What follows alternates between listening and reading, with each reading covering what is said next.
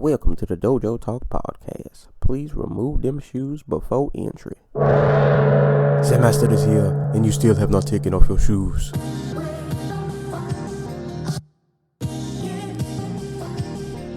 Yeah.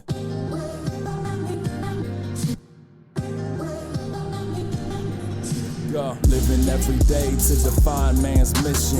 Looking to the sky for divine transmission. Deaf man's vision makes the blind man listen. Eyes on the prize, this is blind ambition. Thank you. Welcome to another edition of the Dojo Talk Podcast. I am your host, Serial Sensei. We are on episode number 161.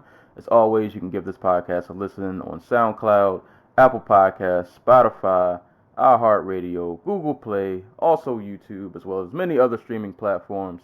Send questions to Dojo Talk Podcast at yahoo.com. Hit us up on social media at the Dojo Talk Podcast Facebook page, as well as the Instagram page.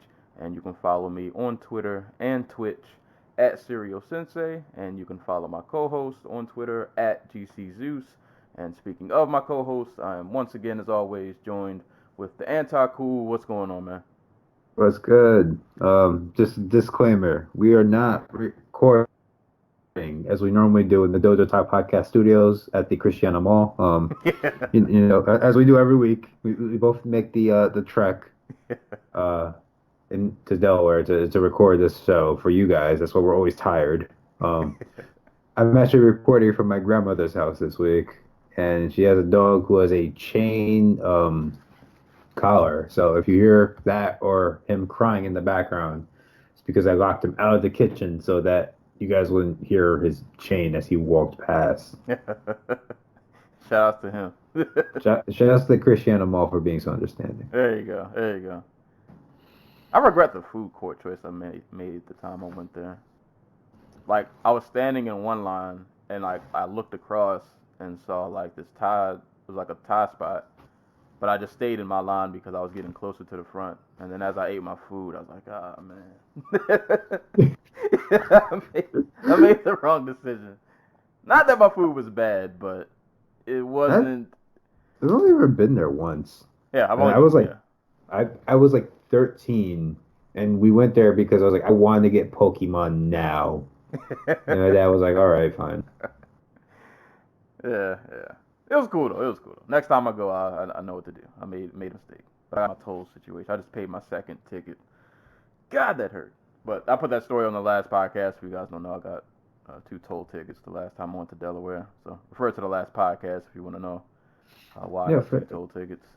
For a state that's incredibly lenient on like banking regulation and credit card laws, like they are hard asses when it comes to their highways. It's super They're like, trash. if you're going to drive through our state, you're going to pay us.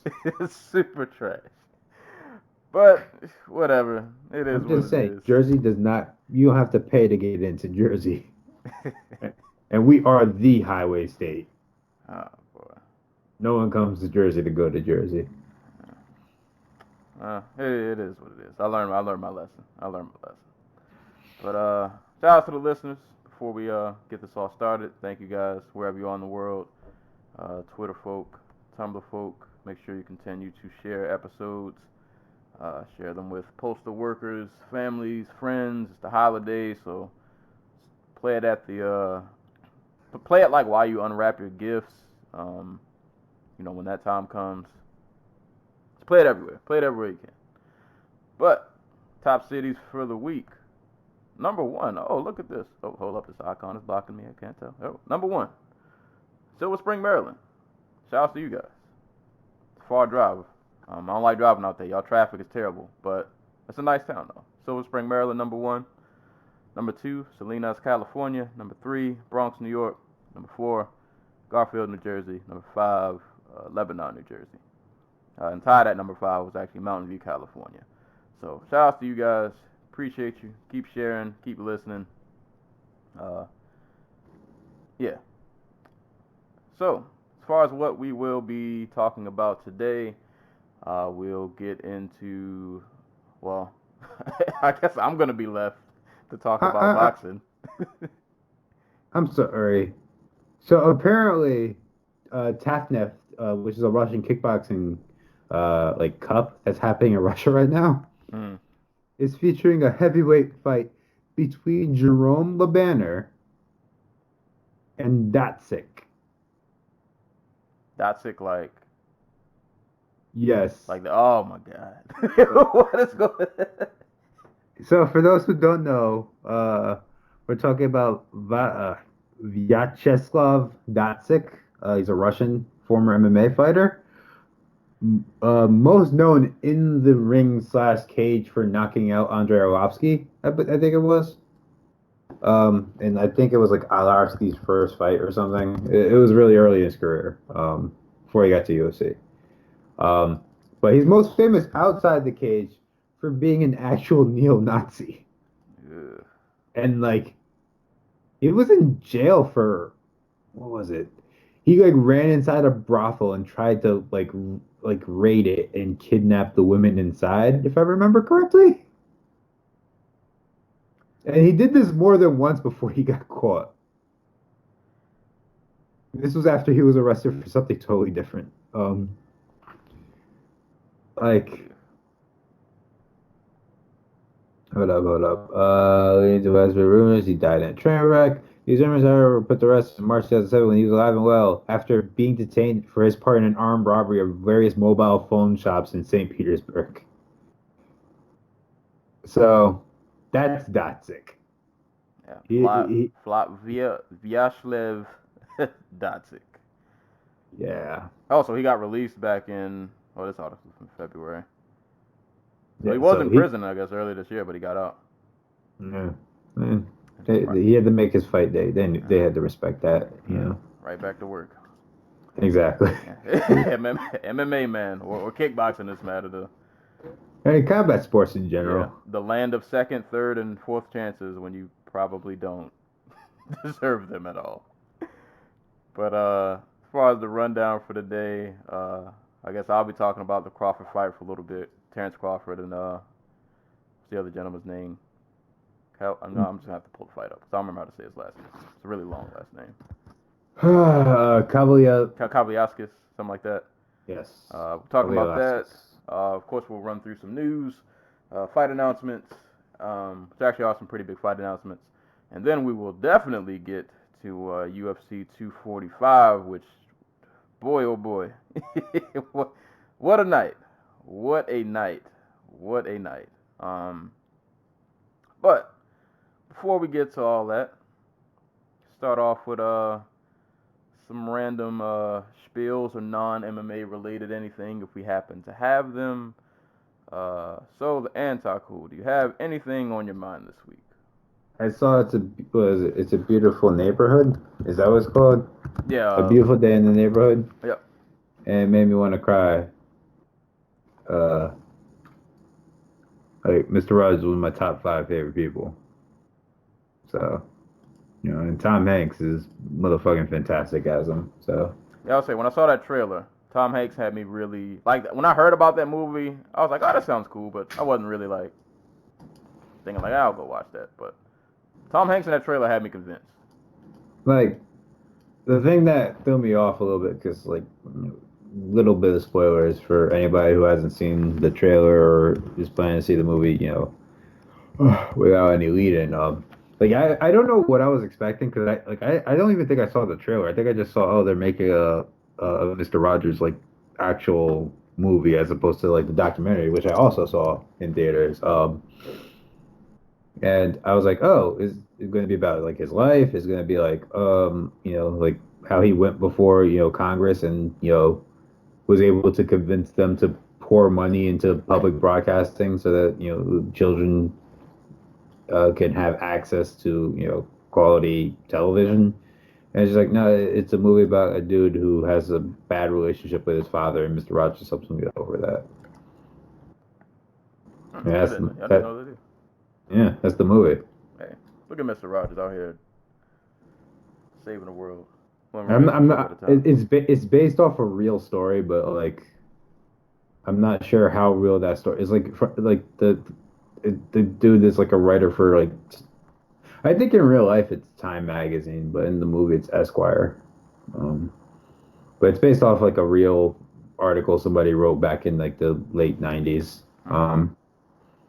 Yeah.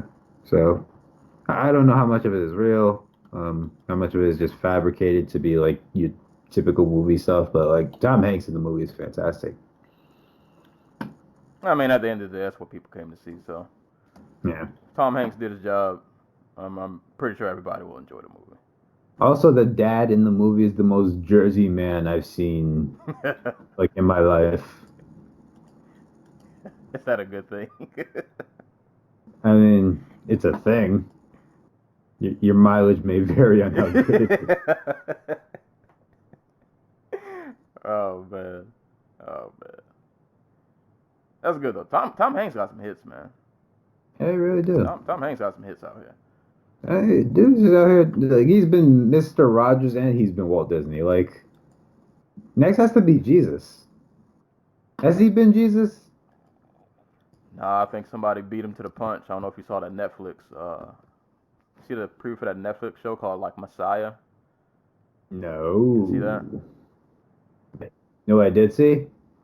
I saw the trailer for I Am Jesus Christ, the video game. I just heard about that yesterday, but I didn't get a chance to watch the video of the game. But from the way they were describing it, so you just walk around and you just heal people? Is that? Like so the game company, whatever that made the publisher slash developer who made the game, they make like 20 games a year. And from what I can tell, they're all kind of the samey. I was gonna say if there's 20 games a year, they either can't be that good or they're like carbon Yeah, copies of each other. but they have one called like I Am the Priest or something like that, and it's fucking wild. I can't even begin to describe like what it is I saw in that trailer. But yeah, no. So I Am the Messiah. Wait, is that the one where like all the Arabic people on Twitter figured out the plot? Yes, because I guess they used his name. His name like meant something in Arabic, so they were kind of able to like kind of figure out like, oh, this is. I don't think they officially cracked it, but they pretty much were like, well, if the show goes in this direction, don't be surprised because this is pretty much what his name means. Well, yeah, because like they named him something like the Antichrist. You're right. Yeah. In Arabic, which is like you can do that like 40 years ago. Yeah, now you can't. Yeah, you can't Like do that now. you can't do that. Like it's like if you name somebody Judas, like come on, All right. you know what's up. Uh, but yeah, that show's coming out. I think it's like January 1st. Um, so yeah, there you go. Watch Messiah. Go watch Mr. Rogers. I don't know. Go watch all the old Mr. Rogers tapes. There you go. Just make yourself feel better. Shout out to Tom Hanks. Still holding it down after all this time. Practice some radical kindness in your life. I like that. Radical kindness. There will be none of that today. I am. We gonna get to it. We gonna get to it. Yeah. It was some radicalness, but it was not kind. But it was some good Schadenfreude. Yeah. Balance was restored in the universe. For me, what's on my mind? Just some quick notes. Music again. It's been really heavy into Spotify just sends me stuff and I just listen to it, and they've been on the ball lately. One album. I'll give two albums real quick to talk about. The first album that I will briefly talk about comes from Ad2. He's a rapper out of Chicago. He had an album called Jim Crow the Musical. I've been an Ad2 fan since, it's been a while, since Save Our Souls mixtape, which I can't remember when that came out, but that had to have been like earlier this decade, I want to say. Ad2 doesn't release music that often, but normally when he does, it's pretty much worth the wait. His last project, I think, came out around like 2015 or something like that. So it's been a while since we heard from him. But this album, Jim Crow the Musical, is really, really, really good.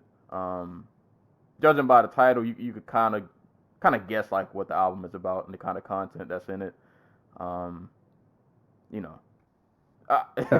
It's a lot to to unpack, but I really like the way like he did it, and he added like these really interesting skits.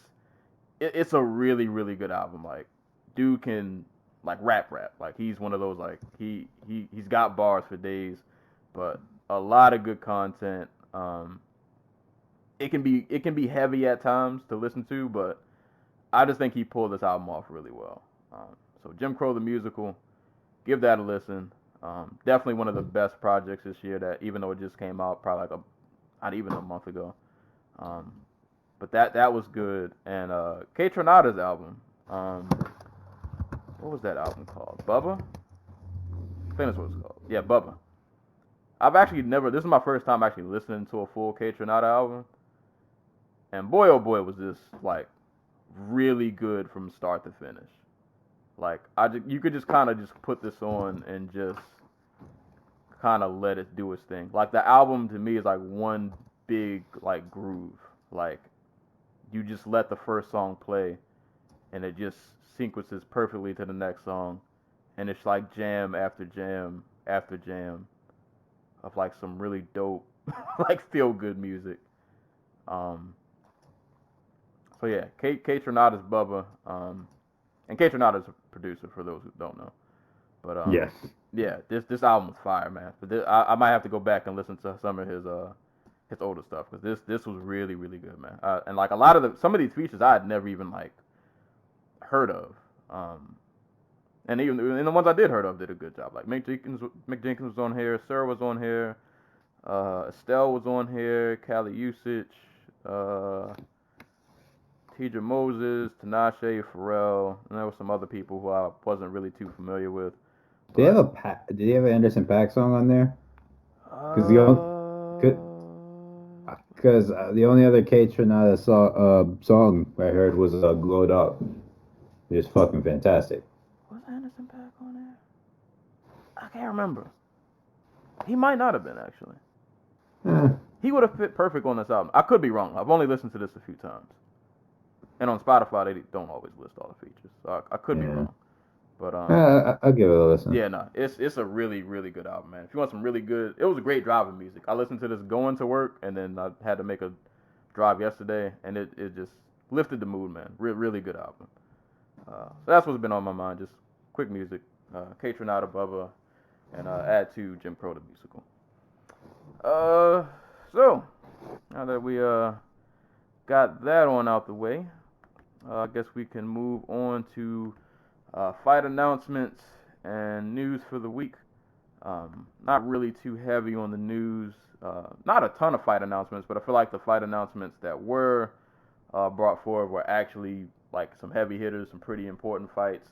So I'll run through these real quick, and then we'll go back and talk about any of them we feel the need to expand on.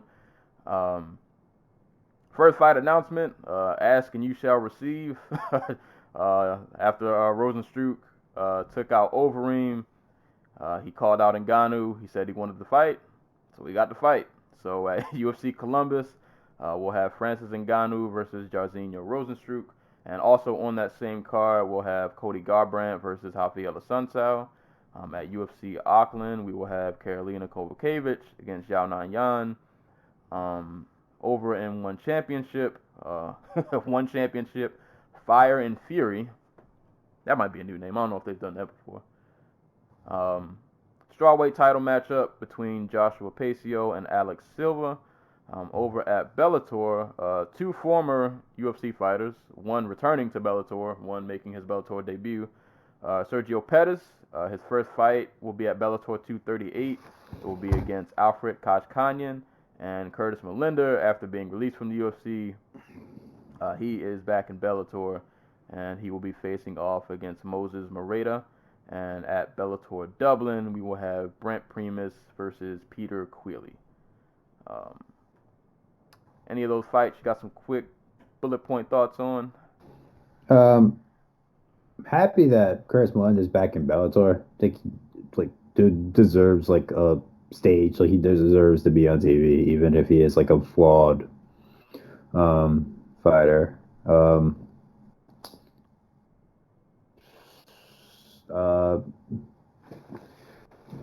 I think Rozenstruik versus Ngannou is going to be akin to Derek Lewis versus Ngannou.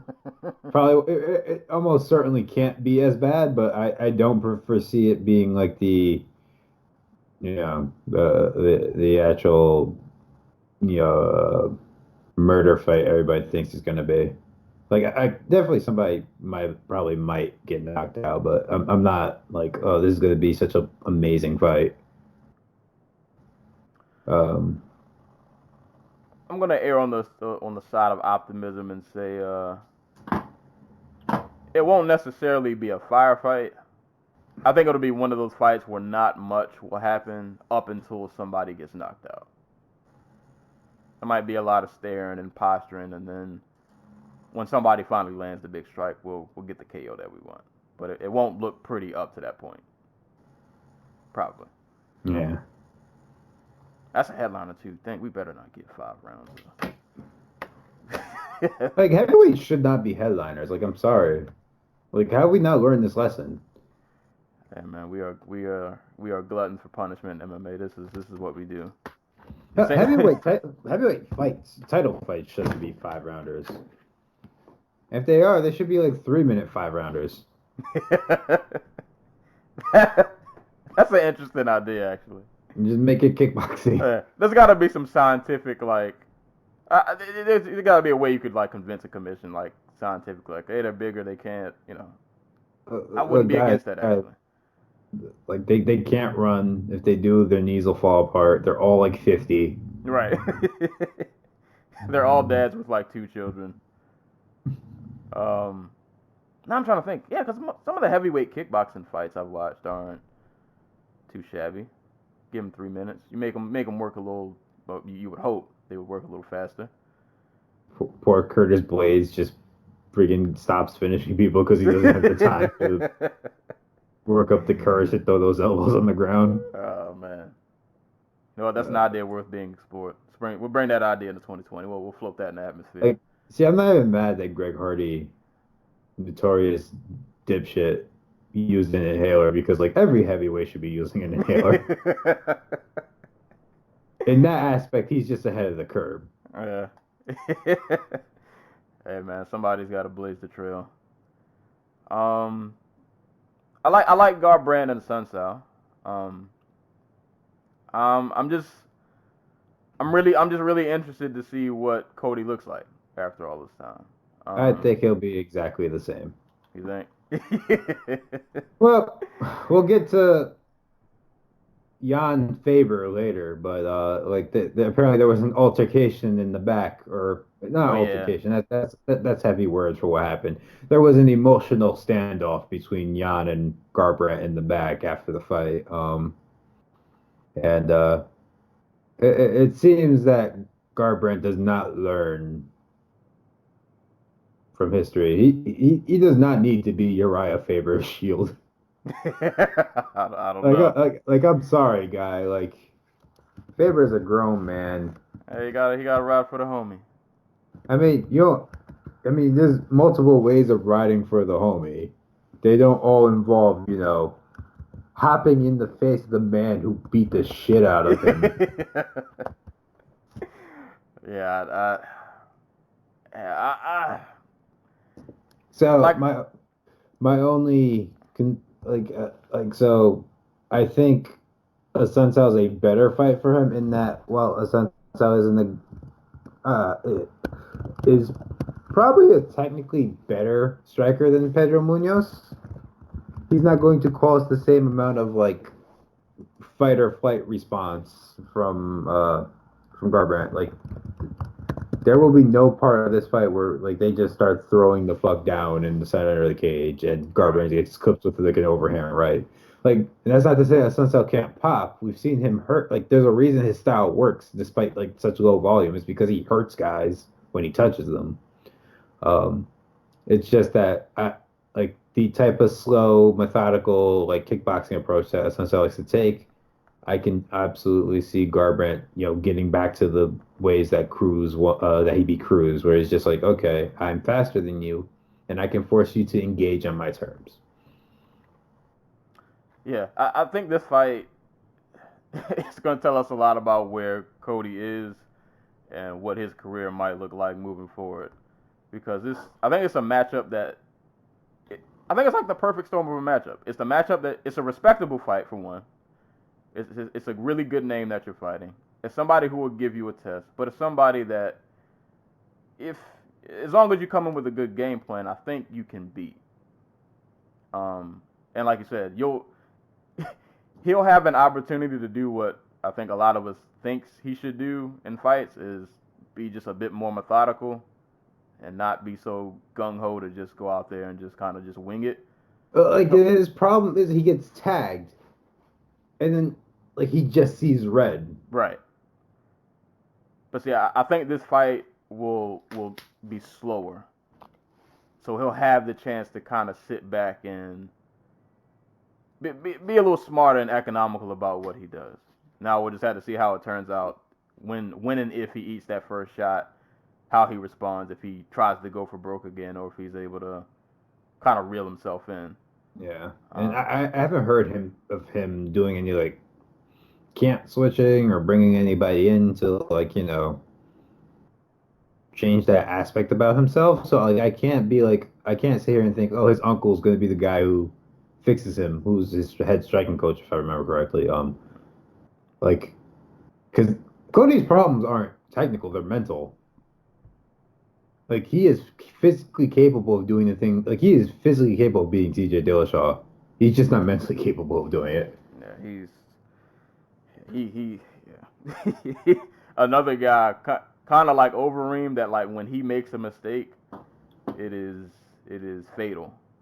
Like, yeah, he just has these lapses in judgment where it's like, God, you should not have done that. That was not a good idea. And yeah, those mistakes always just end in these just nasty. You ended up with a nasty side of the highlight reel. yeah.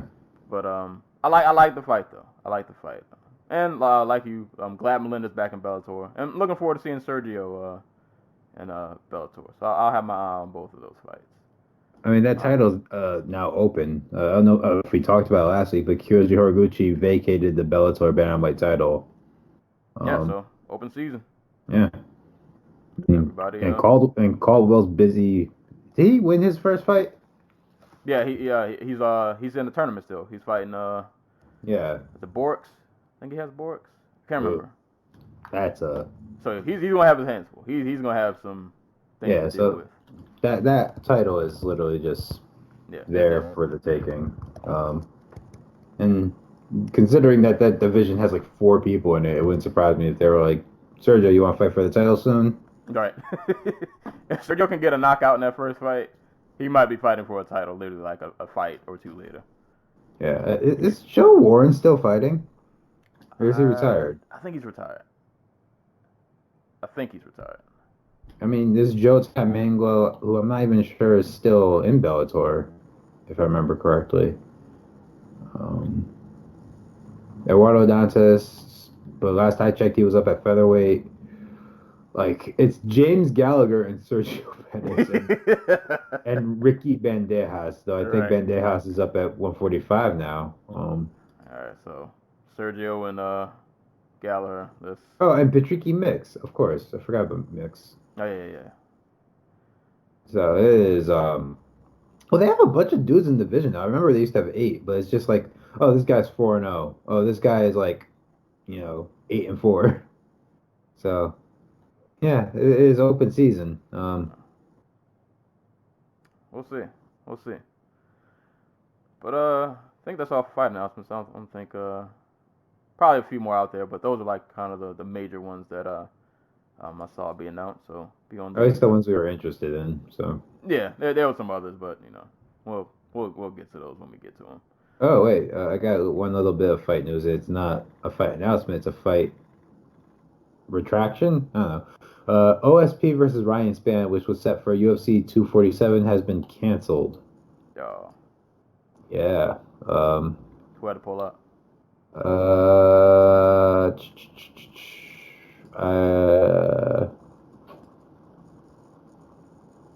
I was oddly looking forward to that fight. Yeah, it was a good fight for Spann. Cancellation isn't known. However, the person who asked for anonymity because the promotion hasn't made their official announcement yet informed MMA Junkie that no replacement will be sought for St. Preux. So it looks like it was Span who pulled out. I like how they said he asked for anonymity, but then they said, what was that last sentence you just said? The person who asked to be for anonymity because the promotion has made their initial announcement informed MMA Junkie that no replacement will be sought for St. Preux. So then that kind of insinuates that it was Span. Well, on Tuesday, Span confirmed his removal on Instagram and indicated that his next fight was already in the works for a different event. That's odd. He ain't want that Von Prue in his life. Yeah, that's weird. Hopefully, no. I don't want to see no USADA news coming out a week later. It sounds like they had. Like, it sounds like OSP is fine, but they're just not going to look for a replacement for him. And it sounds like Span is, getting geared up to fight not too long after 247. He must have gotten a better offer. That, or it was just like a short, like, I tweaked my shoulder and I can't train for 3 weeks type of deal. They were just like, okay, we're just going to push it back a month. We'll see what's going on with that. That's kind of weird, but I just don't want to see a USADA story. Don't tell me nobody failed a test or something. But I'll be looking forward to that. But we'll see. They'll probably still end up fighting at some point. All right, man. As far as news for the week, I don't really have much. All right, well, there are some. I'll get this one out the way because it's a really kind of quick, almost like a bullet point news story.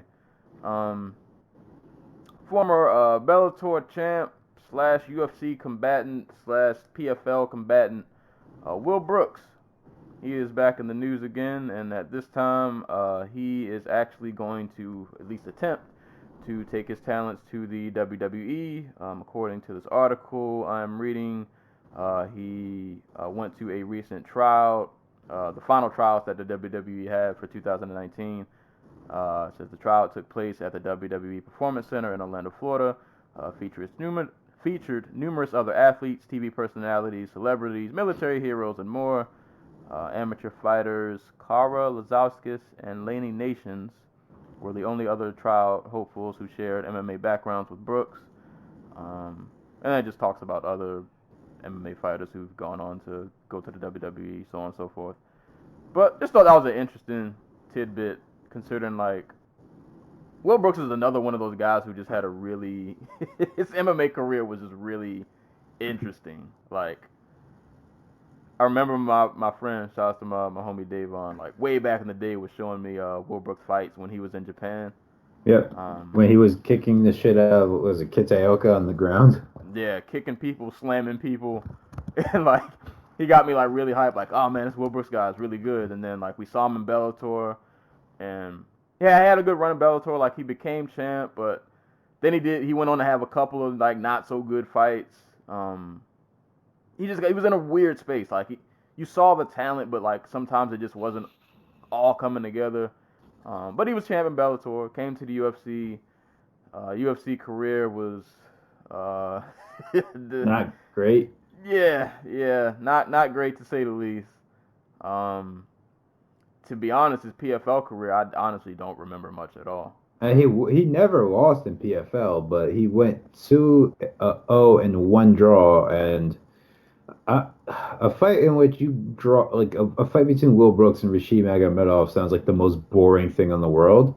So I'm assuming it just wasn't a good fight and it wasn't good enough for him to move on to the next round of the lightweight tournament, or was it that welterweight tournament? I don't even remember. I don't know what he was. Yeah, it was lightweight. So yeah, he was a really talented dude, but his career just kind of him getting trucked by both the Oliveras, Alex and Charles. That was like a death knell for me, because his whole thing was he was a big, strong grappler, and he got manhandled. Like, and in all fairness, the Cowboy Oliveira one, like Oliveira came in like 7-8 pounds overweight. Yeah, that wasn't fair. and he is a big ass welterweight now that he's actually fighting up in that division. So like that, that's whatever. But like, the Bronx is like a finesse dude, or at least up to that point he was. And to see him get taken down and just dogged like that on the ground is just like, okay, Will, I don't think you are I don't think you're long for the top of this division. And this isn't to make excuses for him, but like the one thing that always stands out to me about Will Brooks is I always remember watching his come up in Bellator and how good he was like when he first started. And then I don't remember if it was after he became champ or it might have been after he had took some losses. I remember some interview saying to the effect of like he fought so hard in the beginning because he was angry like at life. Like he had like I don't remember his backstory verbatim, but I remember him having like a rough kind of backstory, and he just kind of fought with like this chip on his shoulder, and then eventually like his life got better, as he became successful, making money, able to take care of himself, and it just seemed like that kind of whatever that anger that was he had just kind of like it just kind of dwindled down. And dude did grow up in Chicago, I think, so I wouldn't be surprised he had a hard life. So it was like that anger just kind of dwindled down. So and I'm not saying that's why he no excuses, but I just that always sticks out to me. Like motivation is a big thing in fighting, and I could imagine that if whatever that chip is you had isn't there anymore, then it's like. I just looked up Will Brooks, life or whatever, and the first thing that comes up is Will Brooks discusses past suicide attempt. I tried to walk into traffic. So that's where he was when. Yeah.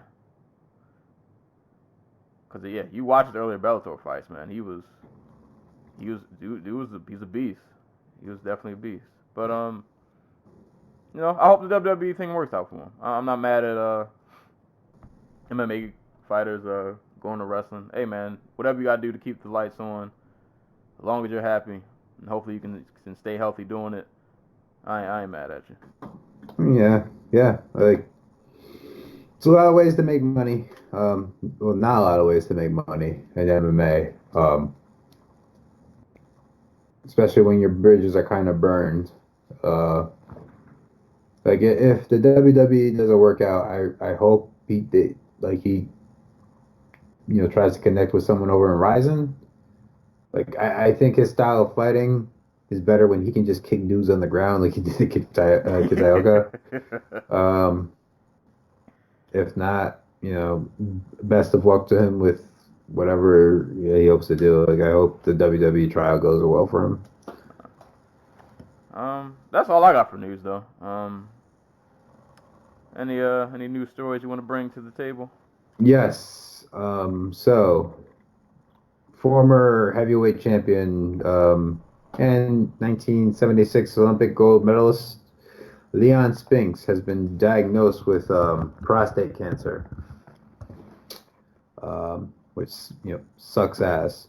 Last report says that he's showing small signs of improvement in his battle, but it's prostate cancer. I don't know. He was in intensive care the last time I saw. So thoughts and prayers with him, his family. Hope he pulls through. So there's that. And for those who don't know, Leon Spinks was the dude who came in on like his 7th or 8th fight and upset Muhammad Ali for the title. And a lot of people around him said that ruined his life. He just was not ready to be champion. And he was not ready to have like Ali's name on his resume. And kind of reflects the rest of his career because he went 26-17 for the rest of his career. But he kept fighting way past when he was supposed to be fair. But yeah, go ahead. No, I was just gonna kind of piggyback off that. That would be an interesting conversation to have about because I feel like I've been hearing that a lot more lately about Because I think Robert Whitaker mentioned it, that like when he lost the title, he almost felt a sense of relief. Like that life of a champion is not all it's cracked up to be sometimes. Like it's a There's a lot. It's a lot to have people constantly bring your name up. right. It's It just even if it's positive, even if it's negative, like it's just a lot. And there's like we don't always see what these guys have to go, guys and gals have to go through, like the media obligations, like people. And this sounds like a good problem to have. You know, people like reaching out to you, wanting to get like reaching out to you, like spilling their guts to you, trying to get you to do stuff for them for money. Like it's a lot. It is a lot to have on your plate, and especially if you got shit going on in the background of your life, which I'm sure like this is professional fighting. Like a lot of these dudes have a lot of shit going on in the backgrounds of their lives. You know what I mean? right. You don't get into fighting because you're living the healthiest lifestyle. Right. Um, so like, it is a lot of pressure. It is a lot mentally. Um, like, what's it like to wake up and like there are like 5 or 6 different guys who are talking about how they want to knock you the fuck out, um, or criticizing you, and like they're actual fighters who you have to deal with. That puts a lot of mental strain on you. All right. And like. Dude, like being the heavyweight champion, like a year into your professional career, and beating arguably the greatest fighter of all time Bro, that's in like the pressure. 70s. Fuck, like, dude, he's like 20 years old when this happens. Hold up, he's born in when, like 60.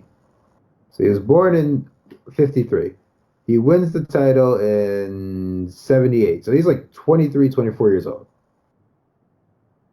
And there's no manual, like nobody can tell you how to handle that. Like there's Like no. he is probably partying his ass off, Right. like doing all types of like this is the 70s, about to be the 80s. He's probably doing all types of Oh drugs. yeah, yeah. Like, so, you know, yeah, like I hope, going back to what this already started. I hope he gets better. Um, you know, it's a shame. Like I said, I think beating Ali so early in his career kind of just ruined his life. Or not his life, but his boxing career. He was never really able to, put together that type of run again, and it's a shame. But I hope he improves. I hope he gets better. And I have one more bit of news. WADA, the WADA, has banned Russia from international sport events for 4 years, which means we're gonna win some gold medals at the Olympics, baby. Let's go. No more will we have to deal with Russian dominance in American in freestyle wrestling. There you go. Wrestling. Yeah. So this all started with a little documentary, which I was reminded of earlier this week. Icarus in 2017 by Brian Fogel, where he was trying to explore his options in doping so he could win an amateur cycling race, and somehow ended up like talking to the head of the Russian anti-doping laboratory, Grigory Rodchenkov, and Rodchenkov explained how the Russian government was basically switching out their athletes' drug tests for clean ones, Jeez. and like systematically supplying their athletes with dope. Mind you, this comes in like halfway through the documentary. Like Vogel wasn't trying, like he was just trying to fucking dope for an amateur cycling contest. And this dude's like, yeah, we've committed all types of crimes. He's like, bro, I didn't even need to know all that. Like, I have to brag. Like the can you camera's bring me running. I just needed the needle. Like I don't know if like Redchevkov was like doing this as a sense of guilt, or was just like, he just got caught was feeling particularly in himself, like into himself that day. It was just like, yeah, I did all this. What y'all gonna do about it? But uh, yeah. So Russia's banned from the Olympics and all World Championships. So I don't know how, or like I don't know if like United World Wrestling, which is like which used to be FIBA, which is just basically the world sanctioning body for like international wrestling competition. I don't know if they're going to be like, oh, you guys aren't allowed to wrestle at the World Championships anymore, which would suck because I alluded to earlier, Russia, best wrestling country in the world. They have the best wrestler in the world. Abdul Rashid Saduayev, who is an absolute fucking tank. If you've never seen him wrestle, go give him a watch. That's a shame because I was looking forward to seeing him wrestle in the 2020 Olympics. But if he has nothing to do, they could drop him in the octagon. He could beat the shit. Yeah, I was gonna say like if all these guys, yeah, I was gonna say like if all these athletes are banned from the Olympics, like bro, just come on over to MMA, man. We got you. You don't care if you failed drug tests in other sports. It's fine. Yeah, it's fine. Your past history has nothing to do with what you do inside this cage. If you can wrestle and throw a punch halfway decent, we got you. And this dude's only he's only 23 years old, so maybe a killer, man. Come over here. Oh, absolutely. The dude is a fucking monster. It's like him and Taha Agul, who's Turkish, so he's not banned, unfortunately.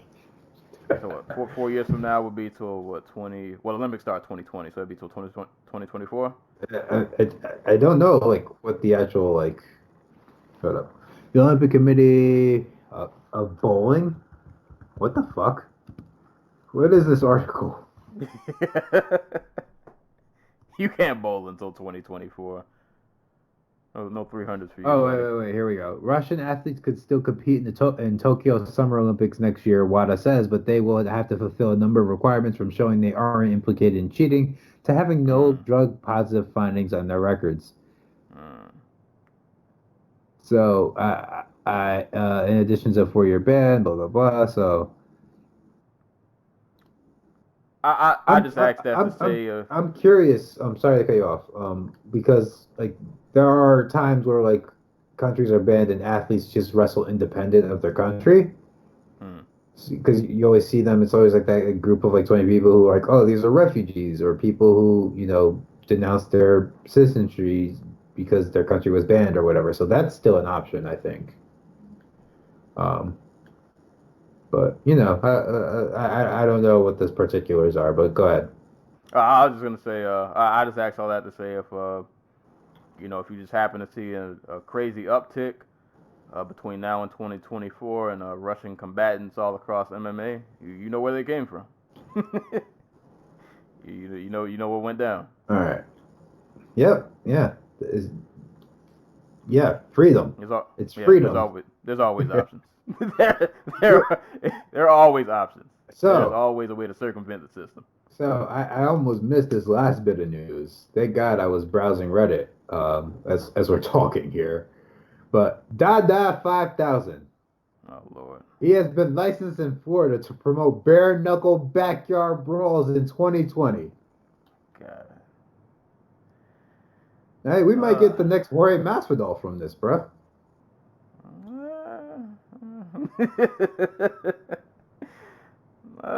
We'll see. And I ain't holding my breath. Well, I guess really we won't know until years from now because it'll be 20 years from now. Right. The 18-year-old is 38 and he's having this career renaissance. Right.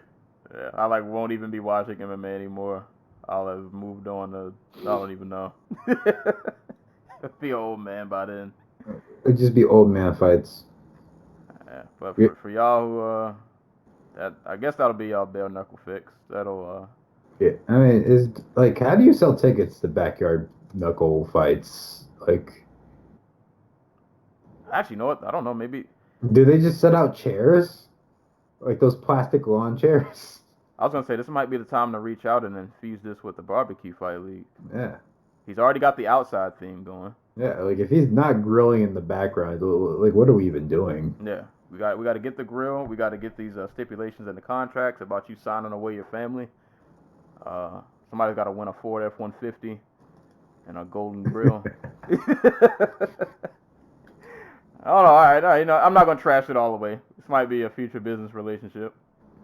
Best of luck, Dada. Wait, did we do an episode on Dada 5000 versus Kimbo Slice, or was that before our time? Did we? Because we might have to go back and talk about that one day. I remember posting a video. I cannot remember if we were podcasting back then. What year was that? Because we started in 2017 or late 2016. So that was February 2016. So that was before we started. Yeah. Damn.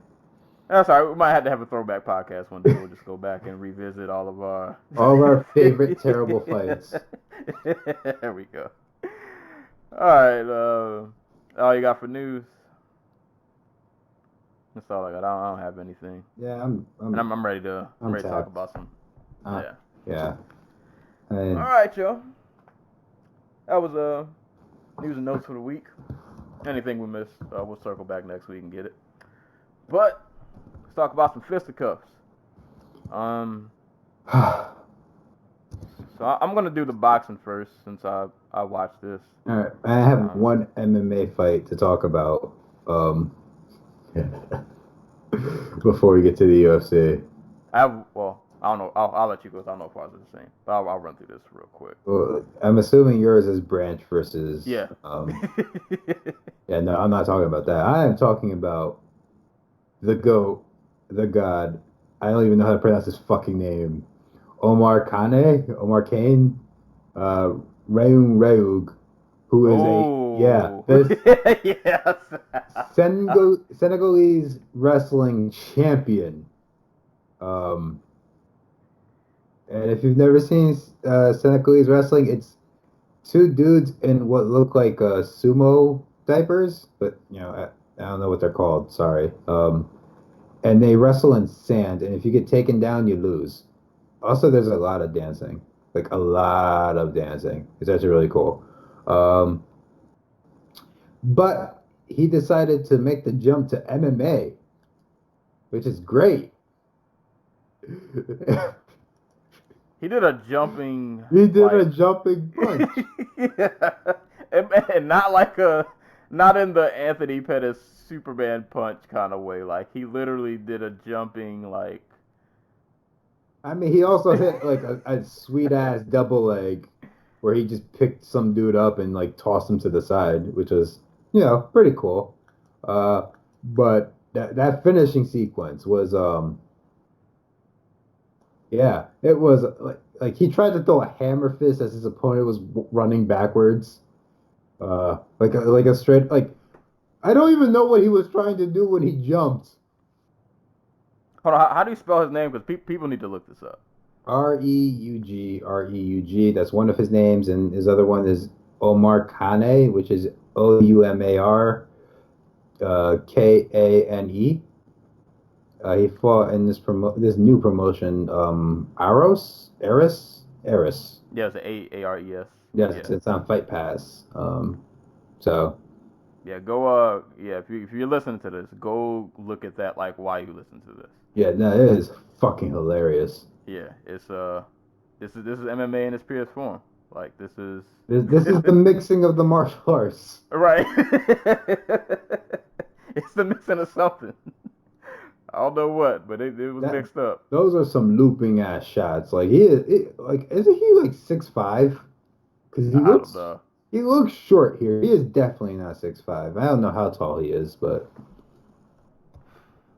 he has like T-Rex arms.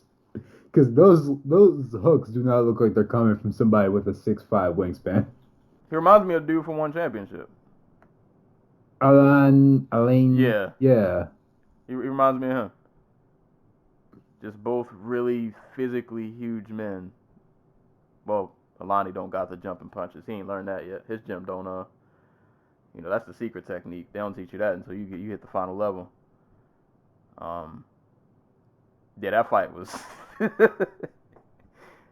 I thank Twitter for that one. I would not have known that existed had I not seen some gifs floating around. I saw a picture Middle Easy tweeted out. It was like, this monster is going to be fighting in MMA. I'm like, oh. I can't wait till the top 10 is just all like Africans. Hey man, but the UFC Africa card, when it has to happen. It's gonna be fire. It's gonna be fire. Yeah.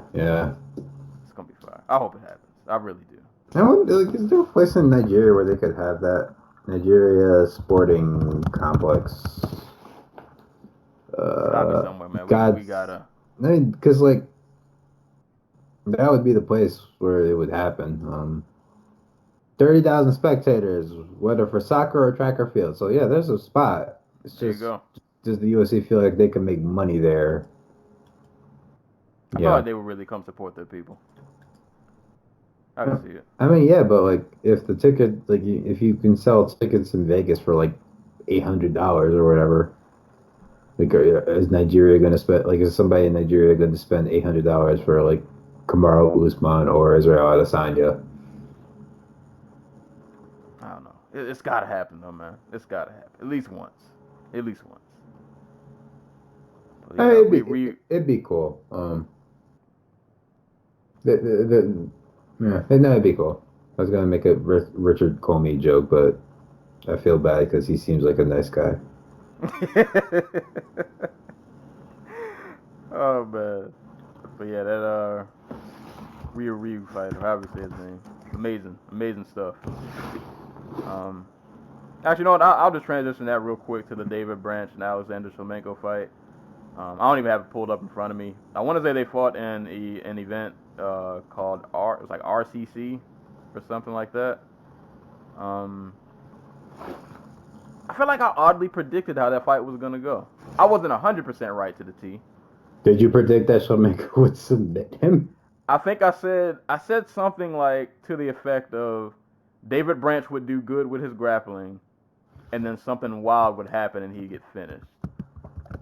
And that kind of sort of happened, because Branch got Shlemenko down. He took his back. He went for a rear naked choke. He at one point looked like he had it in, but they kind of wrestled around for a while, and then Shlemenko ended up getting out of it. They got back to the feet, and then Shlemenko went into Shlemenko mode. And then he ended up getting a front choke. I'm pretty sure it was a front choke. Mm-hmm. Like literally, like right before the round. The round it had to been like less than 20 seconds left. I feel so bad for Dave Branch. This is what happens. You keep cutting to middleweight.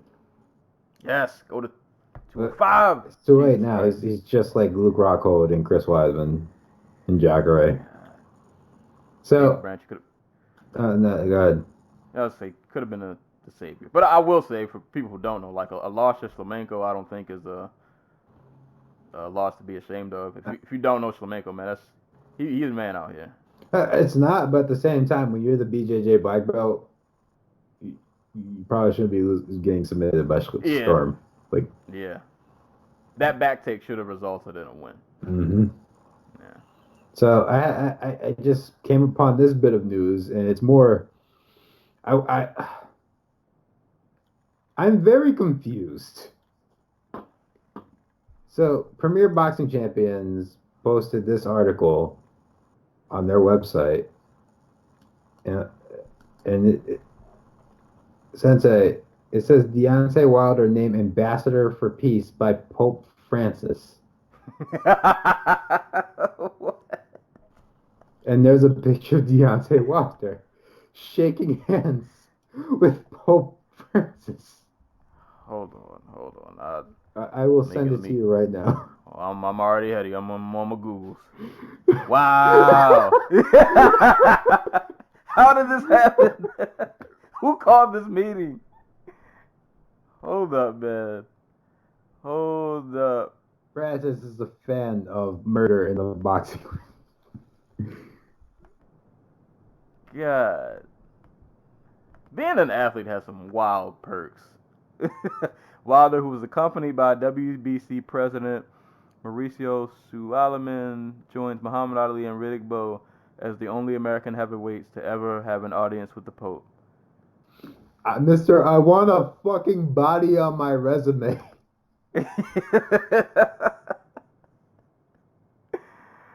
Oh, man.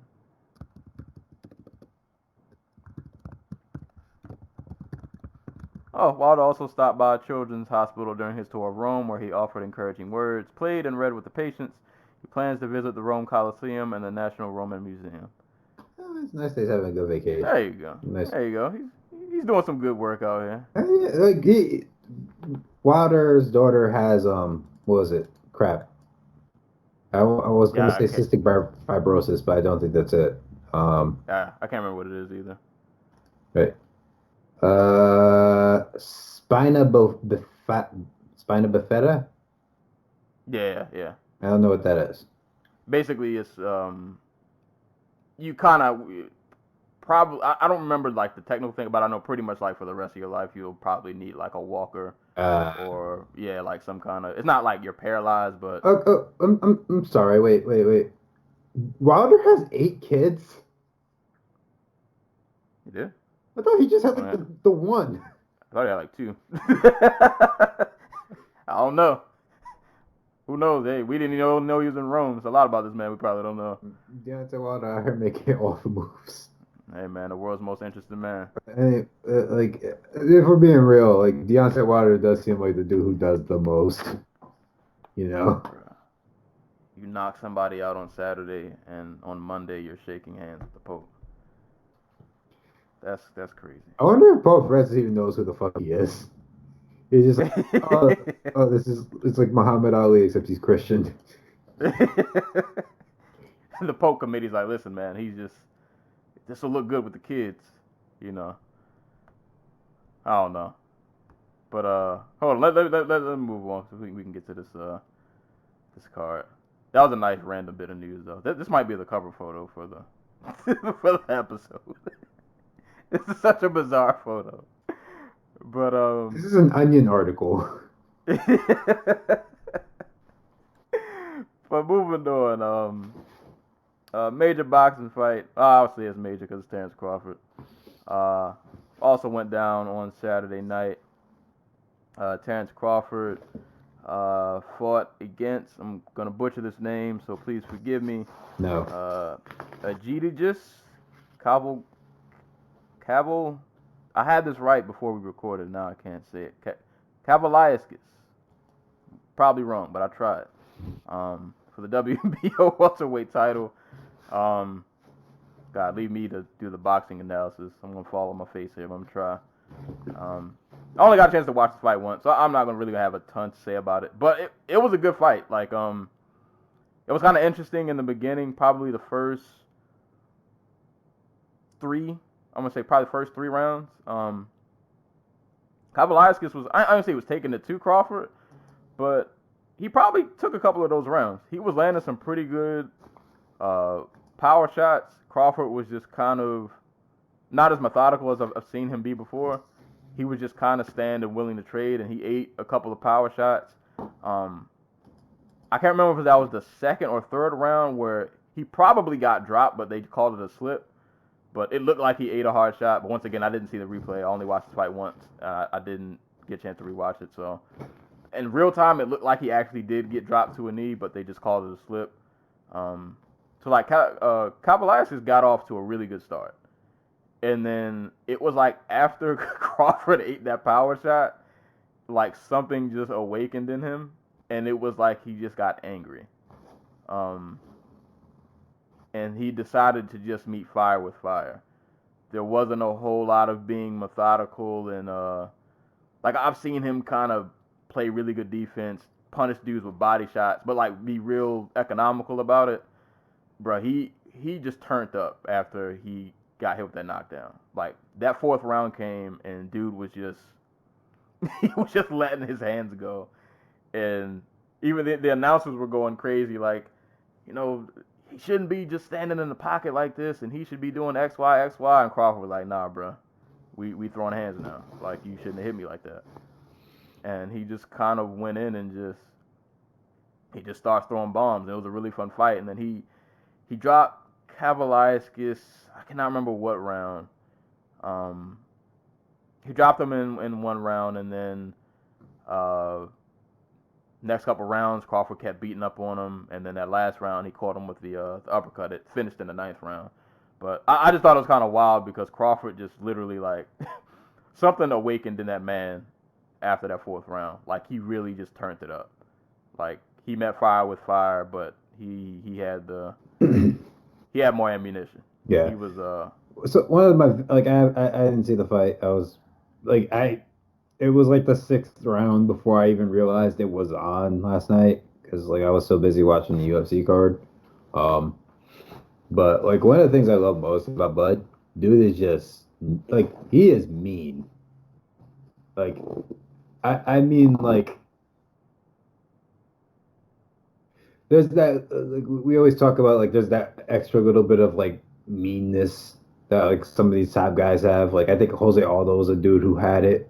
Like, Max Holloway versus Brian Ortega style, like, like, it's not even crowning. It's just, like, I'm beating you up and there's nothing you can do about it. I'm going to be as brutal and frank and, like, sinister about it as possible. right. And the perfect example of this would be Crawford carrying Jeff Horn, like, an extra, like, 6 rounds just to beat him up. So, like, I saw people talking about, like, yeah, no, Crawford could have ended this way sooner if he wanted, but he wanted what's-his-face to know that he just could not beat him. Yeah, it was like after the 4th round, he just big brothered him. Yeah. And it's not to say that Kavaliauskas wasn't, like, fighting back, but it was like... You were obviously outgunned here. Yeah. Kavaliauskas turned up, got his knockdown, and then Crawford turned up, and you realize the turn-ups were different. Like, Crawford was some levels. It's levels to this, and he was just way ahead, man. Too much firepower, just some really nasty, just, like, menacing shots. Like, yeah, it was fun to watch though. It was really fun to watch. But I don't have, like, a ton of a technical breakdown. But it's a good fight. It was a 9-rounder. If you did get a chance to watch it, I would definitely recommend it. It was a really fun fight. So Crawford, of course, retained his title. Also on the card, Teofimo Lopez defeated Richard Kami, 2nd round knockout. I meant to watch that fight, but it ended so quick. Yeah, it was. Went to turn it on, it was over. Yeah, no, it was pretty. Yeah, no, that knockout was nasty. Yeah. Lopez is. Well, he's world champ now, but he is the truth. Like, that kid, like, he's going to be something special. I don't know if it's, like, special enough to get past Vasily Lomachenko, who's going to be his next opponent, but that's a great fight. That's a great fight. I'm gonna have to do my homework on him. He's always a name I've heard a bunch, and I've been meaning to, like, watch his fight. We talked about him on the show once. He's the dude who deaded that guy once, like, just flatlined him with, like, one of the nasty, like, that was one of the hardest punches I think I've ever seen landed on a person. But, like, it's him, it's Shakur Stevenson. They're from that same, like, Olympic class. I believe Teofimo fought for Nicaragua. He didn't fight for the United States. Well, let me actually look it up before I make an ass of myself. Like, he's from Brooklyn, but he fought for a different country because I don't think he was on the U.S. team. He fought for Honduras. And he lost in the 1st round to the dude who eventually won the silver medal. But 22 years old, 15 wins, 12 knockouts. Dude is nasty. Quick note on just, like, the whole card in general. Like, Bob Arum was on talked to BoxingScene.com about, like, how he's been, like, the numbers on ESPN have been good, the subscriptions for ESPN Plus have been good, but they are just not able to get anybody in the seats. And if you watch the card last night, you'll notice that there were a lot of not free, but open seats at MSG. I think they said that they would need a big walk-up crowd to hit 10,000 people. MSG holds like 20,000 people. Like I don't know why they take these cards on the road. Like if you're not gonna get Crawford somebody who is like a great B side or even an A side, like a Spence would be, like why take him out of Omaha? It makes no sense to me. Like I know that he has to keep up these relationships with like the MSG people and like the Barclay people and the forum people. Like he has to get them fights so like they can stay in business for when they do get the big cards. But like this just seems ridiculous. I don't know. Hey, keep throwing hands on people like that though. Keep that up. Yeah, I mean, I feel for Crawford. I mean, I say I feel for Crawford, but he got $4 million to beat up on some dude who had no business probably fighting him for the title. But it does feel like he should be like bigger than he is, I guess. I mean, like here's the thing: he's plenty big. Like his cards do well, like numbers wise, like ratings wise. Anyway, it's not like he's doing less than like the only thing he doesn't have going for him is pay-per-view, and that's because nobody's going to pay to see him fight freaking I don't even know how to pronounce this dude's name. Like no one's gonna pay money for that. You tune in because it's Terence Crawford, but no one's gonna pay money for it. Like you have to make it special. Like Mikey Garcia is a good B side because he's a good A side for Errol Spence, and that card sells, and it didn't sell particularly great, but it sold well enough. And then like you get Errol Spence versus Sean Porter, and that's a big fight that people care about, and you can sell, and people pay to go see because it's a 50-50 fight. Like, who is Crawford fighting? He's fighting mandatories that like the dude he fought had a draw. It was his previous fight with like Ray Robinson, who is a fine welterweight, but not exactly like he's not a top 10 guy. I'm not even sure if he's like a top 20 guy. So Bob Arum has to get off his ass and find a way to get Crawford these fights. Like there's no other way around it. People that just aren't bodies. Right, and like I get that 147 is basically on lock because PBC owns all the top 147 fighters, but like you're the promoter, it's your job to make things happen. Like find a way to make these fights happen. Like I don't know where Terence Crawford's mind's at right now. Like I don't know if he's like just happy getting $4 million for these types of fights. I don't know if he's like, I want to be the pound for pound best fighter in the world, and the only way I'm gonna do that is if I go out there and I beat Errol Spence and Sean Porter and Manny Pacquiao and Keith Thurman. Like I don't know where he's at like mentally, but he has like a competitive edge to him that makes me feel like he wants to go out there and beat literally everybody. And props to Sean Porter, who was like basically said like I will eventually fight Terence Crawford. Heyman can't stop me, and Arum can't stop me. So, hey, yeah, make it happen. Yeah. But that was that fight. Terence Crawford laid hands upon D. That's how that went. All right, man. Let's get to this. Yeah. let's get to the get down. What a night! What a night! What a night! UFC 245 went down Saturday night, Las Vegas, Nevada, man. We got 3 title fights, man. Kamaru Usman versus Colby Covington, Alexander Volkanovki versus Max Holloway, Amanda Nunes versus Germaine De Randemie, and a host of other notable names. And this was one of those cards that just I was praying that this card delivered, because I'm looking at this on paper. I'm like, oh my God, there's so many good fights on this card. I'm like, please let this like not. I was afraid that like somehow this could just end up not being a dud, but like maybe on paper all these fights would look great, and then we'd see them and they just wouldn't like live up to what they were when we saw them on paper. But nah, man, this card from top to bottom pretty much delivered all the way through. There might have been one fight I didn't care for, and it ain't really their fault. They middleweights. They can't help it. Good dad. It's fine. Yeah, yes, it is what They it have to is. be on work on Monday, dude. Like, leave them alone. Yeah. Yeah. I'll let them live. And the fight wasn't even really bad. It's just I was not. It was just plucked in the middle of a really good undercard or Right. prelim section. So, But yeah, this card, man, really, really great. And quick shout outs to the Technical Foul podcast, who I post my write up articles of pay per views on there. So give them a look. www.technicalfoul podcast. What's their website? Technicalfoul.com. Tech spelled with a K. Make sure you put the K on it. Man.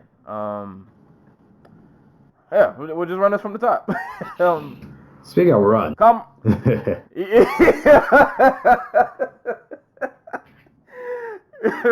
Yeah, running this from the top. Yeah. Kamaru Usman, first welterweight title defense against Colby Covington. I put in my write-up. I thought there were a few ways this fight could go, and this way completely slipped my mind. I envisioned that this fight would be a lot of clinching, maybe some, like their wrestling would cancel out, but they both would still try to use it, and it'd be a lot of just jockeying for positioning, and maybe like not a whole lot going on. But I didn't take into account that maybe they just wouldn't try it. They would just stand and throw down. Like I was waiting for at some point, like somebody's either gonna shoot, or even if they don't shoot, like literally they're just gonna push somebody against the cage. It's gonna be a lot of clinching going on, and we're all gonna leave, and it's not gonna be a good time. Yeah. But I figured that Usman would win. Just I felt like his physicality to me was gonna be the difference. That like, while Usman probably hasn't dealt with somebody who has Colby's kind of like volume and pressure, but I don't think Colby has fought anybody who just is just like such a physical presence like Usman is, and I figured that would be the difference, and the other difference would be who determine the winner would be who would be not willing, but who would give up the most ground. Because you have two guys who can really pressure their opponents and just kind of break them over the course of 5 rounds. So just who would give up the most ground in this fight. And they just came out, they said, we ain't with all that wrestling, whatever. Throw that out the window. We're throwing hands. And I got a fight that I was thoroughly pleased. I did not expect this fight to be this good. Yeah, no, it is a fight of the year contender. Yeah, it's up there. And to be honest, like after Holloway Volkanovski, I was good for the rest of the night. I was like, bro, this main event is just like it's cool, but I don't really need this. But no, I'm glad we got it. I'm glad we got it. I thought Colby actually started off pretty good for the first couple rounds. I felt like Usman in the beginning, like I felt like it took him a while to settle in. I felt like he was like really, really tense. Colby was throwing some decent combinations, mixing it up nice. Just a lot of volume. We kind of know how Colby does, but I thought he did a decent job of, kind of sort of trying to get out of the way of punches. I thought, like I said, Usman I thought was just a little tight, a little tense in those first few rounds. And I feel like around like round 3 was when the fight really kind of settled in. And I felt like Usman was able to slow things down a bit more, and I felt like he was kind of getting reads on Colby a lot better. Probably from like round 3 on until the rest of the fight. But no, this was a great kind of back and forth like wrestle boxer match, like or kickboxing match, whatever you want to call it. I love the body work from Usman. For somebody like Colby who really thrives on pressure and volume and just being able to out cardio you for 5 rounds and just kind of break you, I thought the body work was just a really good job. Just make those investments early, and he was digging in Colby's body, man. Really good body shots, and that front kick to the body was working pretty well also. And you could see, like, there would be times when Usman would land a body shot, and Colby's hands would definitely drop a little bit. Like, after a while, you could tell he definitely was starting to feel those. And I felt like towards, like, the 3rd and 4th round, Colby wasn't so, I'm used to seeing Colby, like, he's always pushing forward.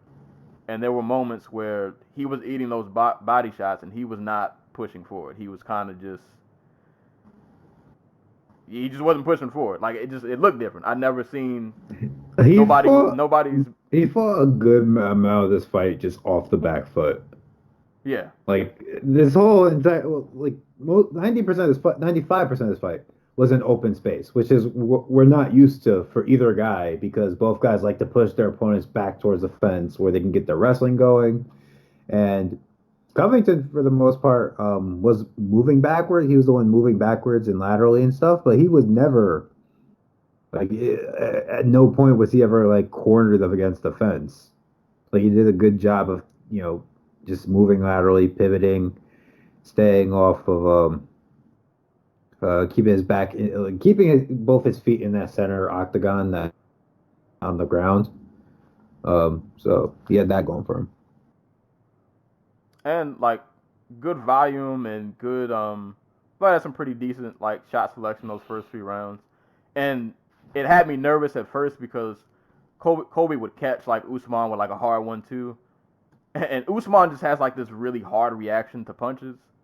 Like, it seemed like every hard hit Colby landed, like, he kind of, I'm trying to think of somebody to compare him to. I can't think of it off the top of my head. He didn't look hurt, but he froze up when he got hit. Yeah. It's like, I don't know if he wasn't expecting it, or maybe Colby maybe he hits a little harder than maybe what we think he does. Like, that could just be him bracing, too. Like, he's just like, okay. Yeah. But something. It is really bizarre, like, if you watch it, because, like, I think the main, like, not the main thing, but one of the bigger factors of this fight is that Usman hits for power, Colby does not, and, like, at the end of the day, it was just like a battle of attrition. Yeah. Like, first off, this is the best striking performance I think easily of Usman's career, mostly because we rarely ever see him actually, like, strike for extended periods of time without, like, jumping into the clinch like he did against Woodley, or double jumping for those double legs. It's such a bizarre fight because, like, it was a great entertaining fight, but, like, a lot of the fact that it was entertaining came down to the fact that, like, both these dudes are, like, not great strikers. Great strikers, yeah. Which is not to say they didn't do things well, but, like, it was really clear that Covington has the same problems that DC has, which is he has a system drilled into him for what to do to enact his game plan, which is to come forward, throw volume, get you the swing back and miss, and keep going. That's what he did against Robbie. Like, the volume is supposed to nullify counters and nullify output. He's like, the whole point is to get you to stop throwing, right? He does not have good defensive instincts.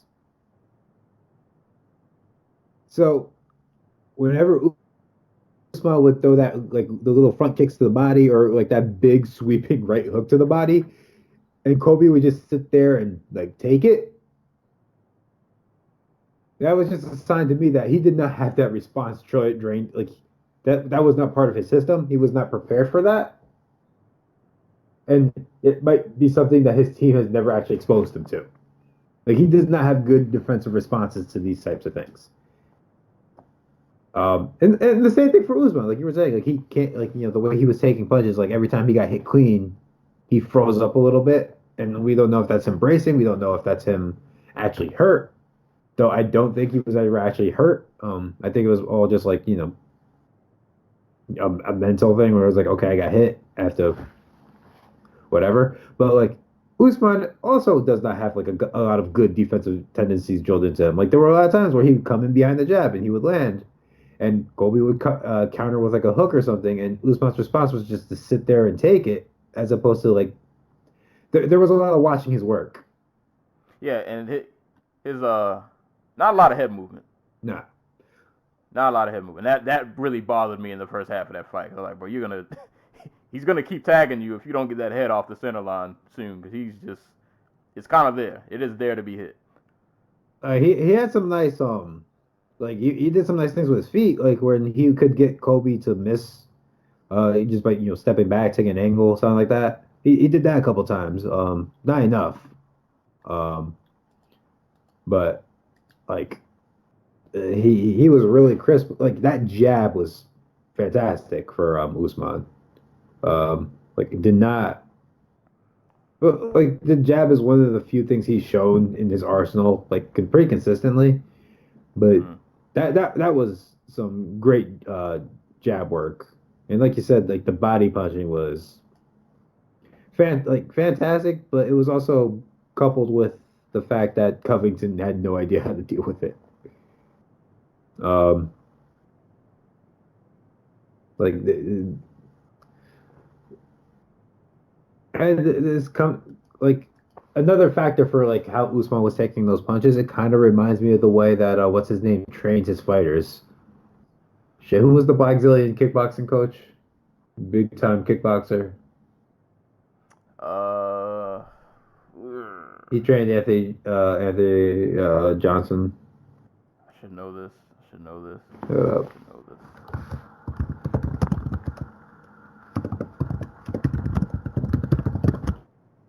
Brazilian dude. He's killing me. Hold up. Anthony Johnson, kickboxing coach.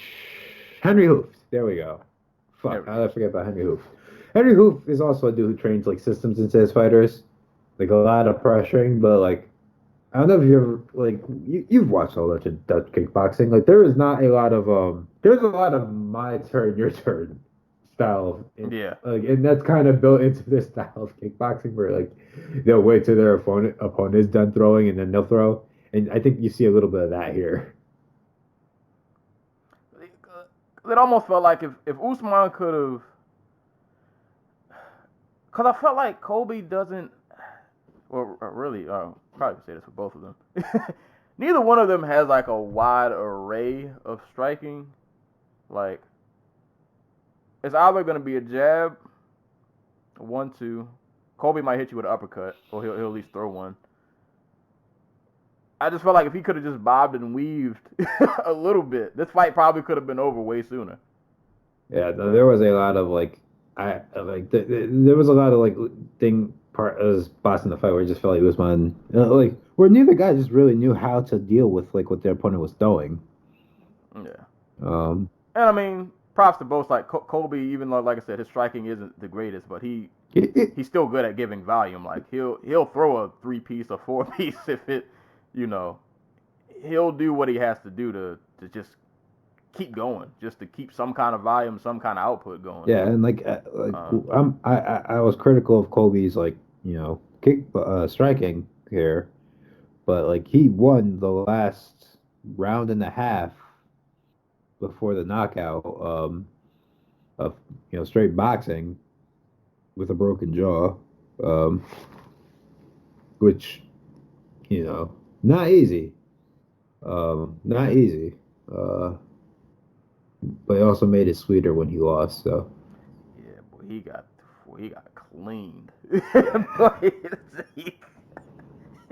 his whole face, just you watch that. I think was that a straight right? I can't remember. It was a straight left hand. Yeah, that was the punch that they're insinuating that broke his jaw. Boy, his whole face just Yeah, he complained that it was an eye poke. Yeah, like, nah, bro, your jaw just shifted to the other side.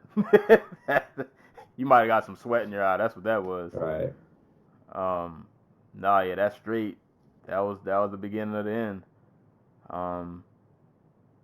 Yeah, caught him, dropped him, got back up, got ate another hard one. got dropped again. Ground and pound. Yeah, I think this kind of shows that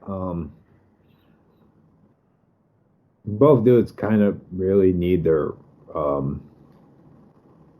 what you call like the wrestling in their game. Yeah. Because that hides a lot of the stuff. Like they're like Usman's able to throw that 1-2 and then immediately charge for the clinch or the double leg. Right. Kobe's able to hide a lot of his defensive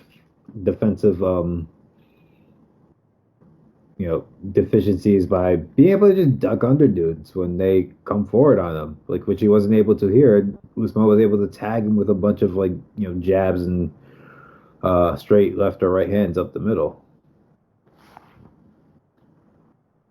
I feel like Colby extends a lot on some of his punches too.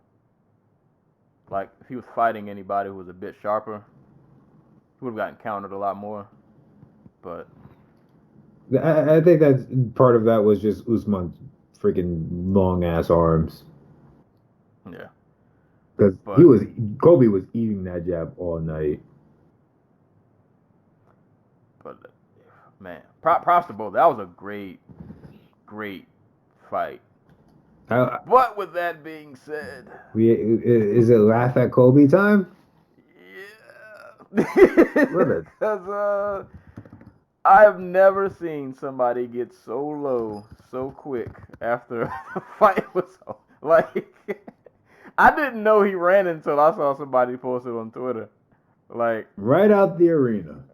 Bro, he got his jaw broke, and they didn't even get a chance to read the scorecards, and this man was already out of the arena. Like, that was the I get to leave home.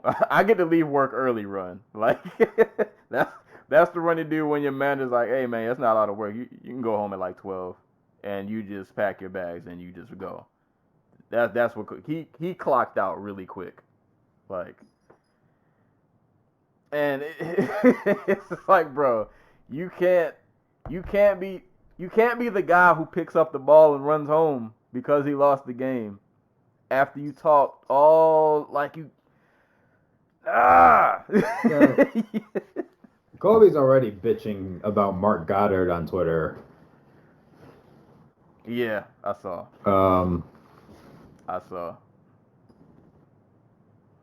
That ain't it, bro.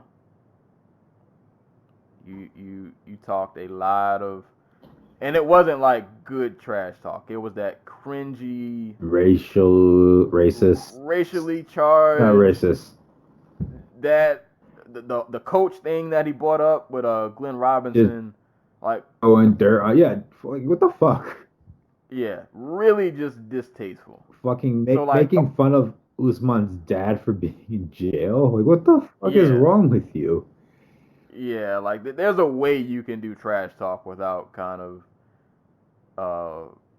And a random other side note that doesn't really have anything to do with the fight, but since we're on talking about Colby, that whole interview he did with Candace Owens, talking about his quote unquote origin story and how he decided to make this character because he said the UFC was going to cut him because he was boring even though he was winning fights. And it's like, listen, man, but if you're going to have a shtick, you can't break character. Don't be breaking the fourth wall telling us that, oh, I had to make this character because of X, Y. If you're gonna be a character, just be the character. You gotta ride that out. I mean, this is the first time he's admitted that it was a joke. But it's or not a joke, but like a gimmick. It's so stupid. But it's like, no, if you got a gimmick, you gotta lean into the gimmick. You can't break character. You gotta lean into the gimmick, bro. You gotta own that. You gotta own that. You don't be going up with Candace Owens trying to explain the gimmick. No, you just gotta be the gimmick, bro. That run. You know, like after you ate like some bad Taco Bell, the I gotta go to the bathroom real quick run. Like, how did he get out of there so fast? Like, what? I need to camp. Like, when did he leave? They left as soon as they announced that Usman had won. Like, he fucking bounced. Like, you see his whole the whole security detail like running after him. Like, I swear I didn't see when. I feel like after Usman landed those last 2 ground and pound shots, like, he just got up and ran after that. Like, the ref came over to him to tell him it was over. He complained for like a second, and then he just got low. Like, bro, you're really that kid on the playground who picked his ball up and just ran home because he was mad he lost the game. Like, excuse me. That's not a good look. That is not a good look. But that brought a And you can just go through all of Twitter, just fucking railing on this dude. And to all the people out there like caping for Cody, go fuck yourselves, man. Like, y'all trash. Like, you want to be hated. This is part of the gimmick. This is part of being a heel. You get hated on when you lose and you get embarrassed like that. Yeah, and you got your jaw broken. Yeah. And I don't care. I've heard rumors say it was true, it wasn't true. I don't care. My story, jaw was broken. That's all that matters. I saw the punch. So I don't care what they say. You want to read the Candace Owens tweet that she deleted immediately afterwards? Super trash. I saw it. Yeah, you can read it. Yeah, I saw. Colby was gonna lose that fight, even if the ref didn't stop. That's the other thing. That was not a bad stoppage. Colby had a broken fucking jaw. Had been dropped twice in the span of like 20 seconds. Yeah. And like you said, he might have been winning the round up to that point, but he would have lost that round had that kept going. Yep. If Usman was losing, that was the point where he stole the round back. Like, boy, oh boy, boy, oh boy. Yeah. Hey man, if you're gonna come in here talking that talk, you gotta. Hey man, you felt the wrath of the immigrants. Wakanda, everything all in one. You caught all of it, all the smoke. Shouts to Francis Ngannou, who came through with tweet tonight, thanking Usman for making America great again. Hey man, it is what it is. It is what it is. So Colby can run back into his little hole wherever he ran to. That's a coward move, man. that is a coward move. You get no respect for that. Like, no respect, man. Dude can't even own up to the fact he lost. He has to blame it on Goddard. Yeah. Don't blame Goddard. Goddard ain't break your jaw. Goddard didn't catch you with the straight left. Like, the only sad part about this fight is that he did not also break his hand, so we don't have to deal with him on Twitter. Even if he did, he'd still find a way he'd get somebody to tweet his anger for him. But he's got a broken jaw. He's got some time to think about all this nonsense he said. You know he's not gonna think. Yeah, he won't. Well, clearly he didn't. He got. How you run and hop on Twitter? Come on. You ran from the arena to hop on Twitter? That's what we doing? Yep. You ran to the Twitter fingers, bro? That's some punk shit. That is some punk shit. Bruh. That ain't it, bro. You ran to Twitter in the corner talking about I think I broke my jaw. No, he broke your jaw. You didn't break anything. He broke that for you, bud. That's how that went. But yeah, we can talk about that all night. But we really can.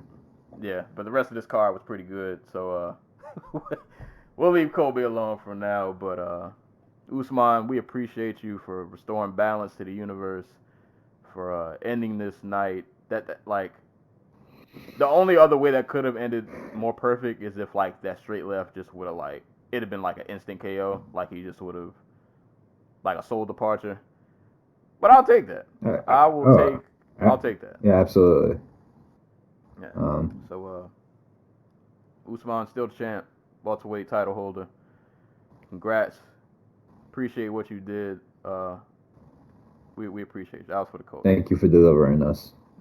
There you go. Moving on. Co-main event. This is my main event of the evening. This was the fight on this card that I was most looking forward to. Alexander Volkanovski versus Max Holloway. I'll let you kick this off. How did you feel about this? That was one of the smartest, most that was one of the most smartest and most intelligent game plans I think I've ever seen a challenger bring to a title fight. Alexander Volkanovski just absolutely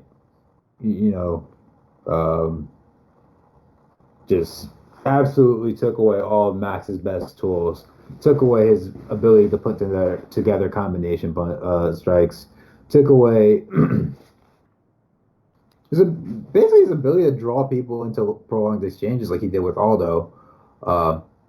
Took away his ability to switch stances and like cut those angles that we're used to seeing, like he did against Brian Ortega, and just took away his jab.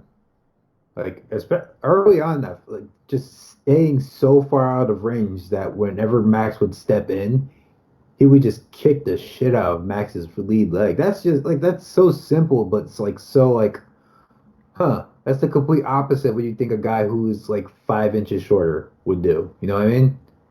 Right. It's just really super intelligent stuff from City Kickboxing and just absolute like crazy discipline from Volk.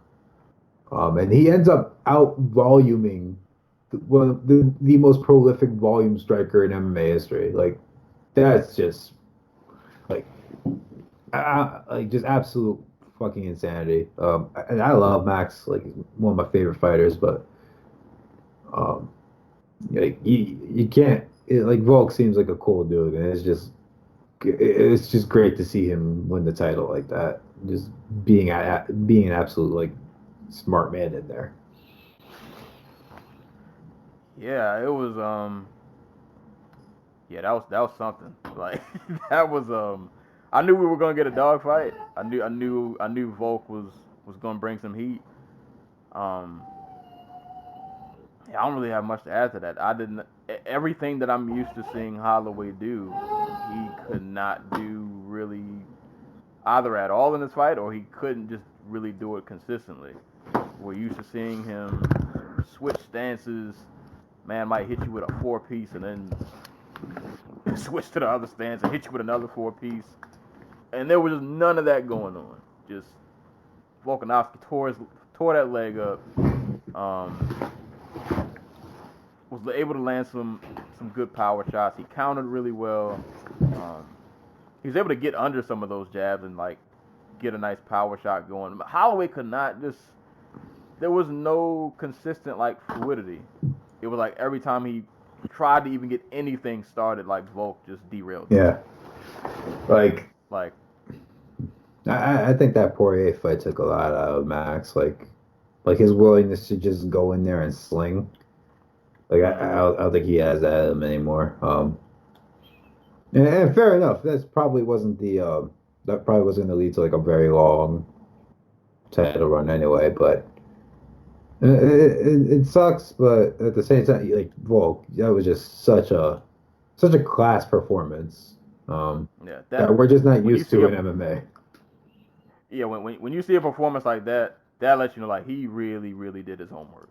Like he and the rest of his coaches, his team, they really did some homework on Max. Like he was definitely ready for this.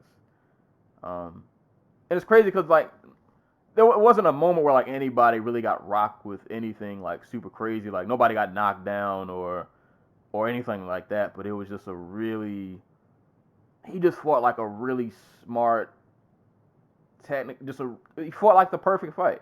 Like it's not really anything I can look at what Volkanovski did and say, oh, he could have did that better, could have did that better. Like that was perfect. As perfect as you can do against a guy like Max. To just be able to cut him off every time he's about to get started. You find a way to shut it down. Just whether it be a leg kick, like you said, and I think another reason why Max couldn't maybe exchange as freely as he normally does is Volkanovski can put dudes to sleep. Like, this ain't the dude you want to try to show your chin off against. Yeah. Like, not many people can say they put out Chad Mendes like that, and he managed to do that. Even after they had already gone to war for 2 rounds, he did that in like the 3rd round when you're supposed to be tired and like gassed out because you've just been going hard this whole time. Yeah, like, and just really good conditioning. Like, that was a good pace, because while like not anything crazy happened, it's not like they still weren't really going back and forth. Like, that's a rapid pace to keep up for 5 rounds, especially with Max. Max is just that guy at featherweight who normally you can't match that gas tank. Like, he just kind of. This is the one fight I've seen where Max didn't get stronger as the fight went on. Like, it's so hard to build when you're just not landing. Yeah. Like that, and like that was really the key. Like, don't let Max throw eight punches on you at a time. It was just like, okay, I will keep these exchanges short. I'll kick them and I'll bounce. Like, just really solid stuff. It's like it doesn't. That's what I love about him. It doesn't have to be this overly complicated. Like, you know, there's like a million. Like, it's just like, oh, just force him to fight at a range he's probably not used to. Exploit it and then use that to open up to strikes on the inside, and then leave. Like, started exchanges, finished exchanges, just really good stuff. Yeah. Like it. I almost, I almost wish like I had more to say, but it was just like one of the most technically sound performances you'll probably watch. And it was weird. It's weird going into like the 4th round of a fight and having the thought of, oh snap, Max probably needs a finish. Like, because Max is not the type of guy who's going to get a finish like out of like straight up urgency. He has to build to it. Like, if there's any flaw in his game, is that like the fact that he's not a power puncher means that he has to, you know, he needs rounds and rounds of work to put people away. What a great fight! Yeah. That's it. He got knocked out by a kick to the gut. Oh, what is that? That's sick. Oh, he gone. Yeah, the banner knocked him out. Straight kick to the gut. Back to the cell. Back to the cell block, bro. But Volkanovski, man, yeah, that was a performance. That was a performance. Rematch, you think? I wouldn't be against it. There's not a lot of clarity as to who's the number 1 contender after Volkan, Holloway. You know, Korean Zombie has a fight coming up against Frankie. Yair Rodriguez coming off a big win. Zabit Magomed Sharapov coming off a big win. I'm forgetting someone. Excuse me. They got Yair somewhere in the wing. Yeah. You know, Shane Burgos hovering around out there. There's a lot of moving parts. So I don't know who's next. And since there's no clear next, I wouldn't be mad at Max getting a rematch. But at the same time, like, I just want him to take some time off because he had a busy ass year. Yeah, he's been in some fights. Like some on top of just having some like serious health issues. Like, it's just like, take 6 months off, bro. Just go relax. I mean, I'd be interested in seeing Volk fight somebody who isn't like an Jose Aldo type or a Max Holloway type, like someone who like because this is a complete 180 from the style we've seen him fight before, where he was literally just charging dudes. You know what I mean? Right. Yeah, I went and rewatched that Darren Elkins fight. He was bullying that man. He bullied that man, took his lunch money, ran his pockets. Yeah, we'll see. There's enough going on at 45, even though it's not all the way sorted out. There could be some interesting fights with Volkanovski while Holloway's away for a little bit. And even if Holloway takes a break whenever he comes back, 145, it's killers everywhere. He'll have a fun fight to come back to regardless. Right. But I'm not mad at either. If y'all want to do a rematch, I ain't mad. If we want to move on and maybe do the rematch later, I'll take either one. I'm gonna have to rewatch this fight after I'm done with class stuff because I still got to write paper. Yeah. So after I do that, I'm rewatching this with like a fine tooth comb. Because that was a great performance. No, yeah, it was. That was a picture perfect from Volkanovski, pretty much. That's up there with like RDA versus Pettis. Who else?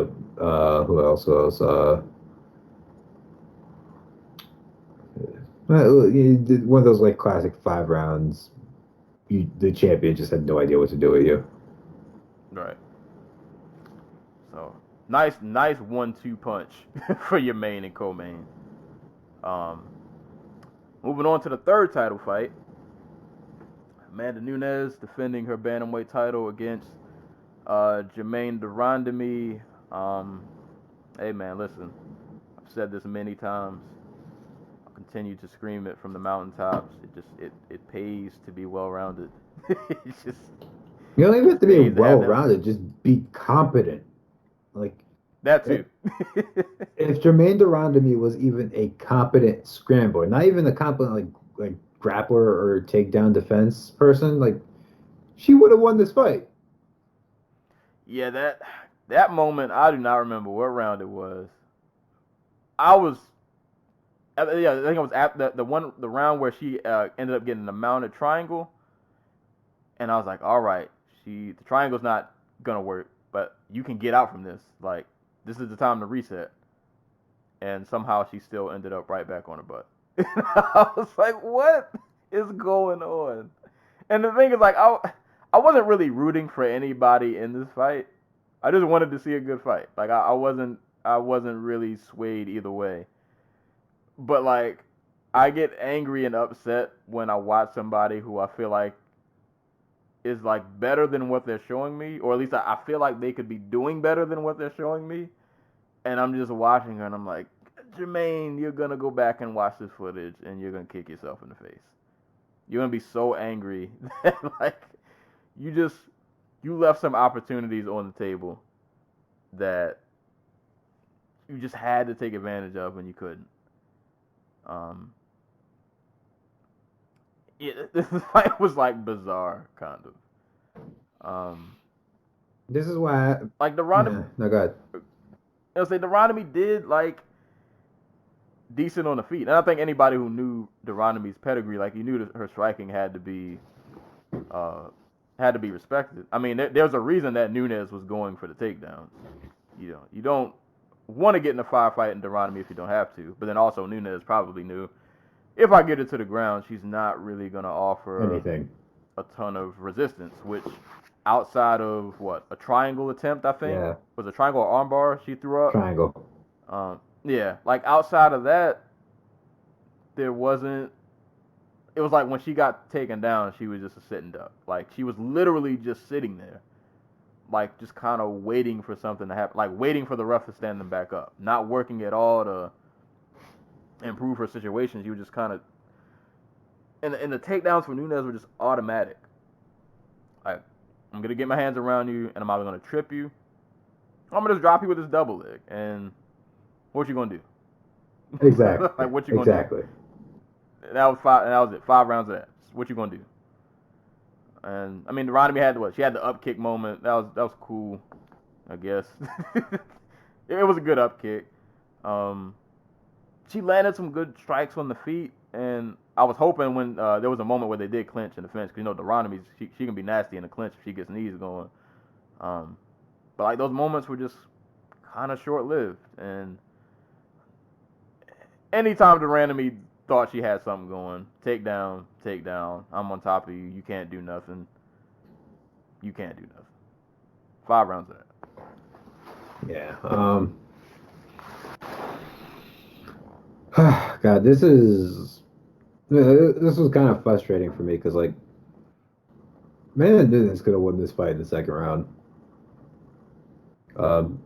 She got beat up in that round a little bit. That question mark kick that really hurt her over the shoulder, along the cage, which is really is really funny because you could see like that she thinks that it's not, like, she looks away or down or something, and you can tell that she's like, okay, the kick's not gonna land, and then it hits her in the side of the head. But like, on the ground, she could have got to mount anytime she wanted.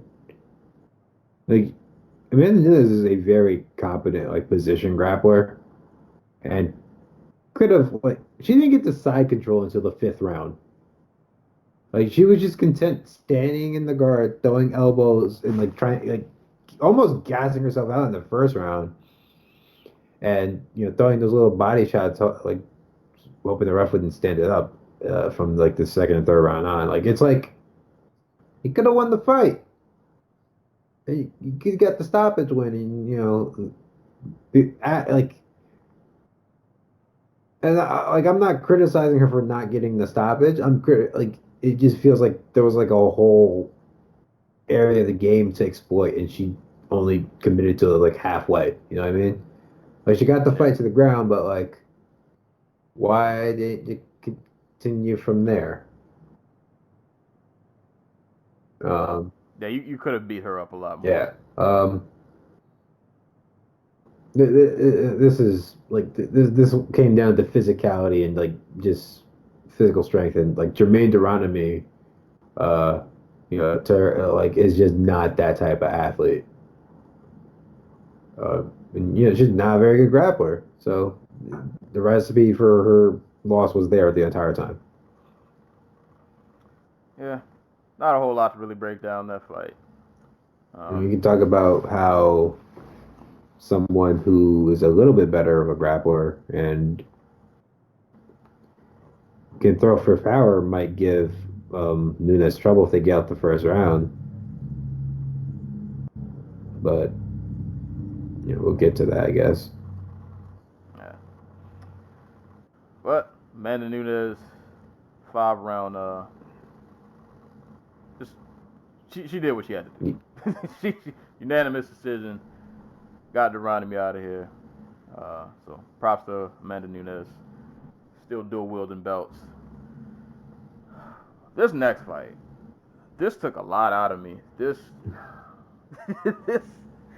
my emotions were all over the place watching this fight. I didn't know how to feel, what to feel, who I was supposed to be rooting for. I didn't know who won. I didn't know anything. I was just watching this fight and just trying to like survive, because I didn't know how I was supposed to feel. Marlon Moraes versus Jose Aldo. These are like 2 of my favorite fighters. Already didn't want to see this fight because I'm like, oh boy, Aldo's cutting weight. He's gonna mess around and get knocked out early, and then I'm gonna cry. It's not gonna be a good time. And I was so conflicted this entire fight, because after Aldo survived that head kick in the beginning,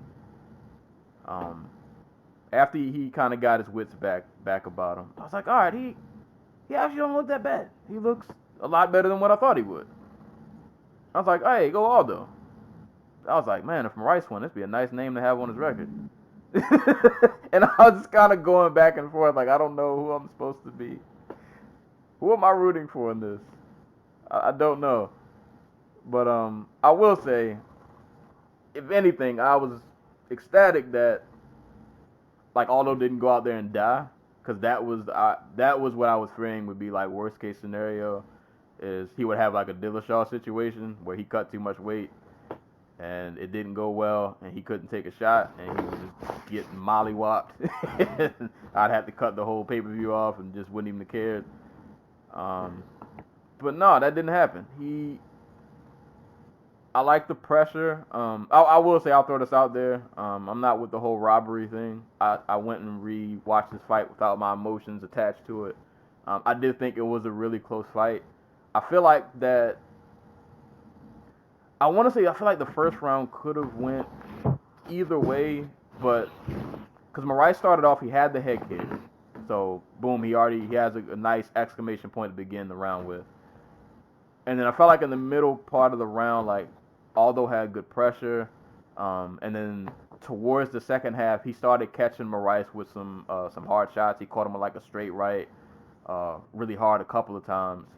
And so I was like, all right, well, maybe Aldo has the round. But then Moraes got that takedown at the end. And even though he didn't do anything with it, in a round that's close, just those little things to judges might matter. So, like, I don't know who got that round. That one was close. Moraes might have got that one just because of the takedown. Second round, I want to say, was all Aldo. He was just in Moraes' face pretty much that entire round. I wish we could have got more leg kicks, but only got like one or two. I don't think he really threw a whole bunch of them. Just, I don't know. I feel like at this point, Aldo he's just pressuring dudes. He's throwing hands. He's trying to use his little slick head movement to get out the way, and then he's just trying to throw back. Yeah, no, And like his game is degrading. It's really sad to see. It's the same. Like it's been the same since, I don't know. I've noticed this for a couple of fights now. Like that's pretty much the whole game. It's just pressure, throw, you counter, you throw back. I'm gonna try to slip your punch, and then I'm just gonna try to counter back with like a 3-3. Right. And like that's the whole game plan. It's not a bad game plan for where Aldo is in his career. He needs to be able to control the pace so that he doesn't tire out. He needs to be able to see shots coming. So even if he has to eat them, to see them coming, that's the price he has to pay. But like at the same time, like it's not something you want to see when like one of the best defensive fighters of all time, one of the hardest dudes to hit clean, is all of a sudden becoming like, oh, I have to tank damage to win fights. Okay. And doing it 10 pounds later than he should be doing, arguably 20. It's depressing to like although fought well enough to get into a competitive fight and arguably won the fight, and that's because Aldo's one of the best fighters of all time. He's not like he's physically degrading and stuff, and but he's still miles ahead of where like 90% of the dudes in MMA are. It's just that imagine if there had been Petr Yan. Imagine if there had been I don't know Jimmy Rivera or anybody who does not get scared off by pressure. Yeah, Moraes does not deal with he's starting to get in like Pettis territory. He's straight up like he's starting to look at what's his face. He's starting to look at some Barboza, where like you get him retreating fast enough, you're eventually going to catch him. It's like I get that, like people were happy that he had a competitive fight at bantamweight, and he didn't get knocked out in like the first 10 seconds.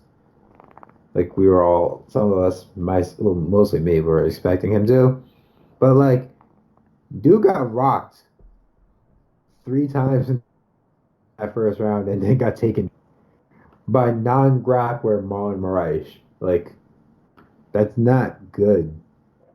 Like he can still go out there and have competitive fights. He can still go out there and beat your Renato Moicanos and stuff. But like, is that what we want for him? Because apparently against the elite, like because Dana wants to put him in freaking a title fight with Henry Cejudo, and I don't want to see that. Do you want to see that? Nah. That's one of the other dudes who I had. Can you imagine? With the type of pace and with the type of volume that Henry Cejudo is able to throw with? And the speed.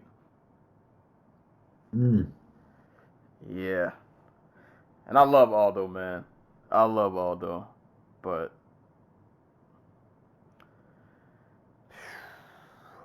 I'm happy he survived. But it's just like, bro, why can't you just go the Pettis route and just do fun fights? Don't do this to me. Don't do this to me. Oh man, him and Frankie can run it back now. For a third time. Yes. At this point, I wouldn't even care if y'all want to do it again. Whatever, it's fine. If I'm not gonna get the Pettis fight, I guess I just gotta accept this. But no, I mean, and I don't want to take away because I thought it was a good fight. It was an entertaining fight. Oh yeah, it was entertaining. Yeah, just two guys I hold in really high regard, and I saw things from both of them that worried me. I'm not gonna lie though, I did forget that Aldo was only like 33 because I feel like I've been watching him fight for a very long time. Right, he's 33, but he's also been fighting for like 15 years. Yeah, like, God. Yeah, he's got some mileage. But I didn't even talk about the third round, but it was a close fight, man. I'm not gonna scream bloody robbery. I don't like to throw out that word often. This was a close fight. Yeah, it is what it is. It was a close fight. It was a competitive fight. If you're an Aldo fan, I guess at this point, at least for this fight, we aside from the win, you got the best I guess that could have happened. He didn't get flatlined. He had some moments. I don't know how well this bodes for the future, but he didn't die. He ain't go out there and get flatlined. So moral victory, whatever you want to call it, I'll take it, I guess. But I'm worried about Moraes because I feel like coming off of that Cejudo fight, I don't know if these are the improvements that I was hoping I'd see. Right. They were not. They are not. Yeah. It's hard to know that, like, that run he had prior to Cejudo, he didn't really fight any pressure fighters, did he? Like, there was Sterling, Dotson, Rivera, Assuncao, like, all dudes who are content to either be on the back foot or just, have a straight up, like, boxer puncher style fight in the middle of the cage, which Moraes loves. Yeah. Anybody who lets him operate in space, he's probably gonna kill you. He's probably gonna kill you. But good fight though. Good fight. For a fight that I was dreading, even though I kind of sort of wanted Aldo to win, but I don't know. But I'll take that. It was a good fight. So Marlon Moraes got the split decision over Jose Aldo. I'll let you finish this off. The double barrel chin guy versus that's Mr. Yan. Oh my God. UFC really did Faber dirty. Hey, so I don't know who got in Faber's ear and told him to come back for one more title shot. I was gonna say, did they do him dirty or did he do this to himself?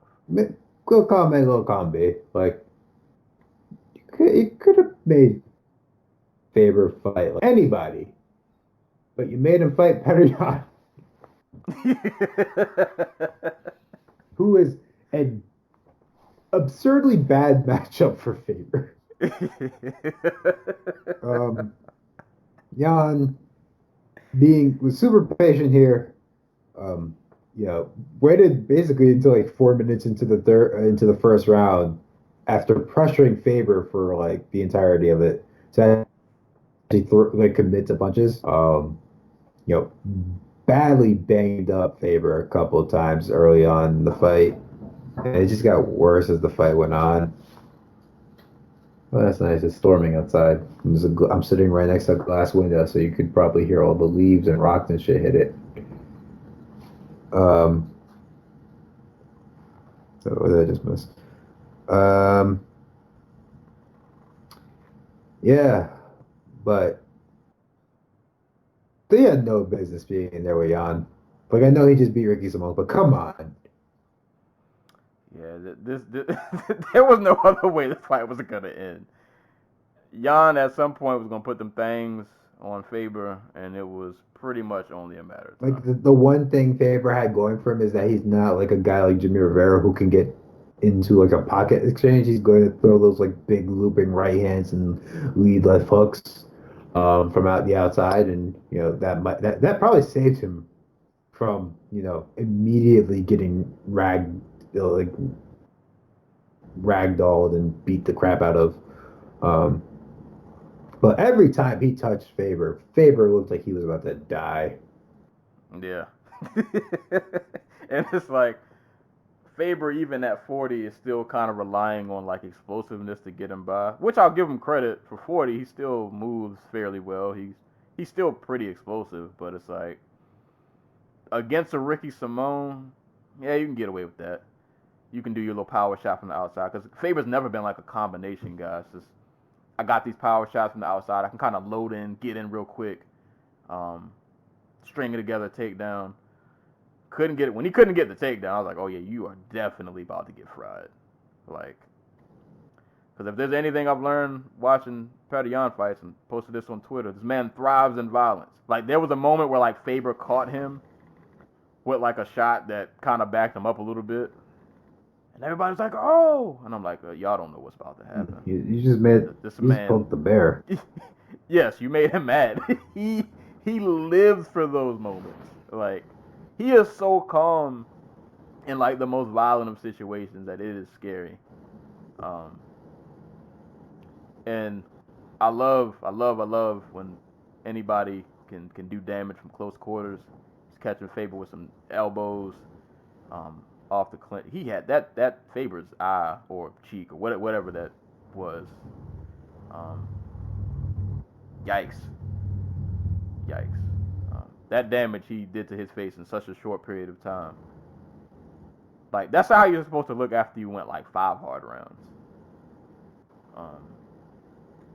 And in 3 or less than 3, it like his eye was about to explode. Yeah. Or whatever. Like that. That's not a good sign. That is not a good sign. And like you said, like, Faber throws these hard shots, but Jan can catch you in combinations. He's catching you out the clinch. And that finishing head kick is wild because they were in such close quarters. But once again, and I wish more fighters would do this because I feel like a lot of people are vulnerable. That split second when you're like exiting the clinch is low-key like the best time to throw a strike. Because I swear, like, 90% of fighters are not protecting themselves. They're not ready for it. And he let that head kick go. And when you see the arms do the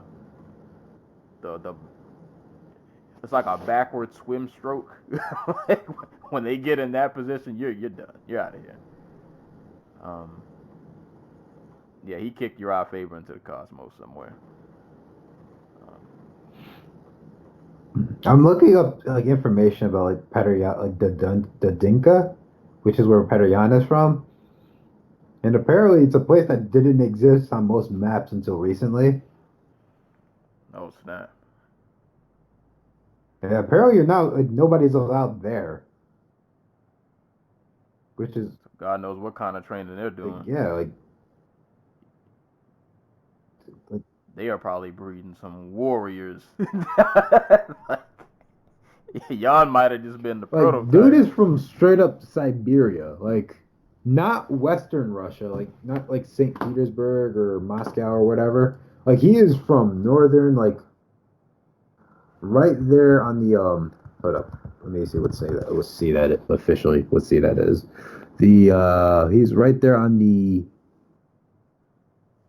I am not going to be able to pronounce it. Oh, there we go. Yenisei River, which leads north to nowhere. To the Kara Sea, which is just south of the Arctic Ocean. Like, dude is in the middle of nowhere. Where he probably had nothing to do but fight. Yep. I'm going to assume, and I don't know this for sure, that it was not an easy upbringing. Nah. That was probably a lot of harsh, probably not the funnest place to go up. I don't think, like, for the most part, when we talk about Russian fighters, they come from, like, Moscow, or they trained in St. Petersburg, or whatever.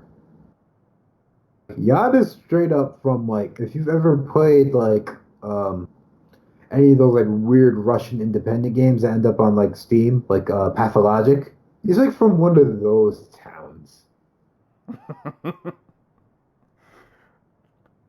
Like, middle of nowhere, all they do is fight. Life is fucking hard for everybody, but no one complains. I say life is hard and they just take it out on everybody else. Yeah. Like, yeah, that's Faber ain't deserved that. But hey, when you trying to make comebacks, I'm curious if this does something for, like, Jan's profile, because, like, the UFC's obviously pretty high on Jan, like, high, and they should be. We are.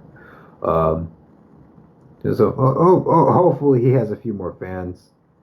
Hopefully that fight with Garbrandt happens, because that's just fucking hilarity. don't do Yes, that. yes, do it. He don't need that. He don't. That would be wild if that's the one fight where Garbrandt finally turns it up. Like, he brings out the Dominic Cruz performance again. But nah, it probably won't happen. Jan's a killer, man. That dude is an animal out here. Just Faber, man. You know, it is what it is. Sometimes you just get head kicked. It be like that. Hopefully you go back into retirement. Nothing against you, but Yeah. you might want to chill out, man. These young guns, they ain't playing no games out here, buddy. Young guns are not playing out here, but It was like the game has changed. yeah, like, This ain't Scott Jorgensen, no disrespect. This ain't them no more, this man. ain't Brad Pickett. Yeah, it's some killers out here, boy. It is some real deal killers out here at I Bantamweight. kind of feel bad that I don't have anything more technical to say, but that fight was just Petr Yan getting a feel for Faber, like, and then just deciding to fucking murder the dude. Like, the head kick that he used to finish Faber was literally an attempted knee, but Faber was able to get his head from underneath Jan's hands, and Jan just turned it into a head kick at the last second. Boink. Just hella casual about it. Yeah. But yeah, that rounded out the main card. It was great. The only thing that made it kind of a drag was that all of the title fights pretty much went the distance, except for the Usman, but that was close to being over. It pretty much went all 5, but it got stopped right at that last that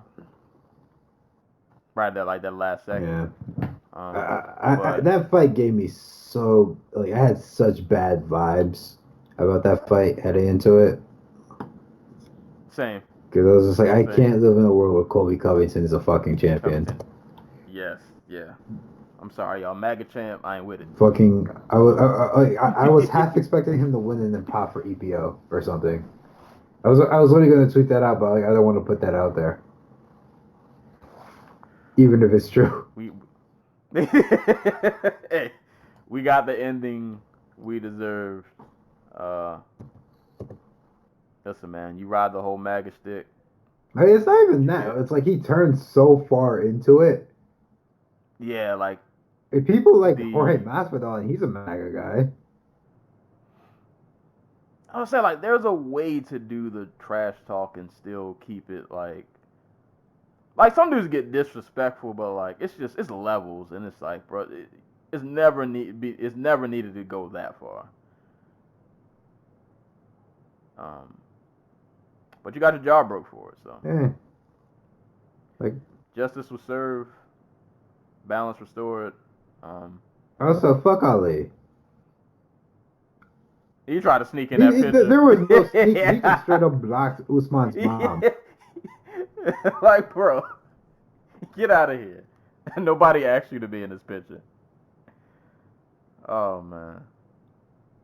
I want to know Colby's 40 time. Boy, he ran out of that arena. Boy, that Quickness.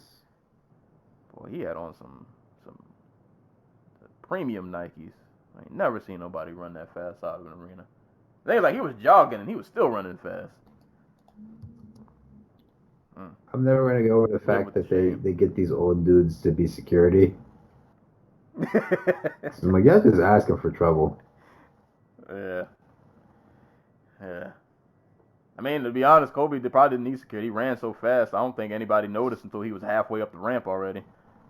Like, my man got it. Boy, I ain't. He ran like he was on special teams on the NFL. Just, but what a night though. What a night. And that was just the main card. Prelim spotlight. We can pick like one or two fights each. It was a lot to talk about on the prelims. I'll bounce down because the fight that I was really there were two fights I was most looking forward to, but gotta show love to the flyweights. Excuse me. Brandon Moreno versus KAYTRANADA. To me, this is like a main card quality fight that just happened to be on a prelim because this card was kind of just so stacked. But now this was an awesome fight to see, man. I was really was anticipating this fight, and it was everything that I was hoping it would be. I thought KAYTRANADA, especially in that first round, boy, his striking was really sharp, man. They're doing really good things at that gym. I forgot what's that gym called again? What? KAYTRANADA, the gym that KAYTRANADA. Oh, is he a city kickboxing dude? Yeah, I think so. Yeah, whatever they doing at that gym. It's working. Yeah, it's working because his striking looked really, really good in that first round. He was definitely. It looked really crisp. Just technique just looked really on point. Really fast too, as expected from a flyweight. But just everything just looked so pinpoint. But Moreno is just a dog, man. The man is just—he's a dog, and he just never goes away. And I think KAYTRANADA just could not keep up with. Just Moreno's just one of those dudes that can just have a rabid pace for like 3 rounds and he can just go, and he just went. And it was amazing to watch. It was a good back and forth, but you just kind of felt the longer the fight went on, it's like, oh man, Moreno's really starting to. It was like one of these guys can keep going, and the other one is kind of. Well, he was out of ideas. Once Moreno figured out how to get that to shut down that counter right hand, he really did not have a no contingency plan. No contingency. But it was an amazing fight from both, man. That was a really awesome fight to see, and good to see. I feel like that stint Moreno did in the LFA. I feel like he's definitely gotten better. Like I feel like he's still like an animal. Like dude is still just a wild man, just out here, just he's really fun to watch. But I feel like he is a little more contained. Like there's a little more. I don't know the word to use, but he's wild, but it's a little smart. It's a little reined in. Still room for improvement, but I feel like I see a little bit of growth. And I like it. So Moreno versus KAYTRANADA. Moreno got the win via unanimous decision in what was an amazing fight. What are the prelim? I'll pick one more. I will pick.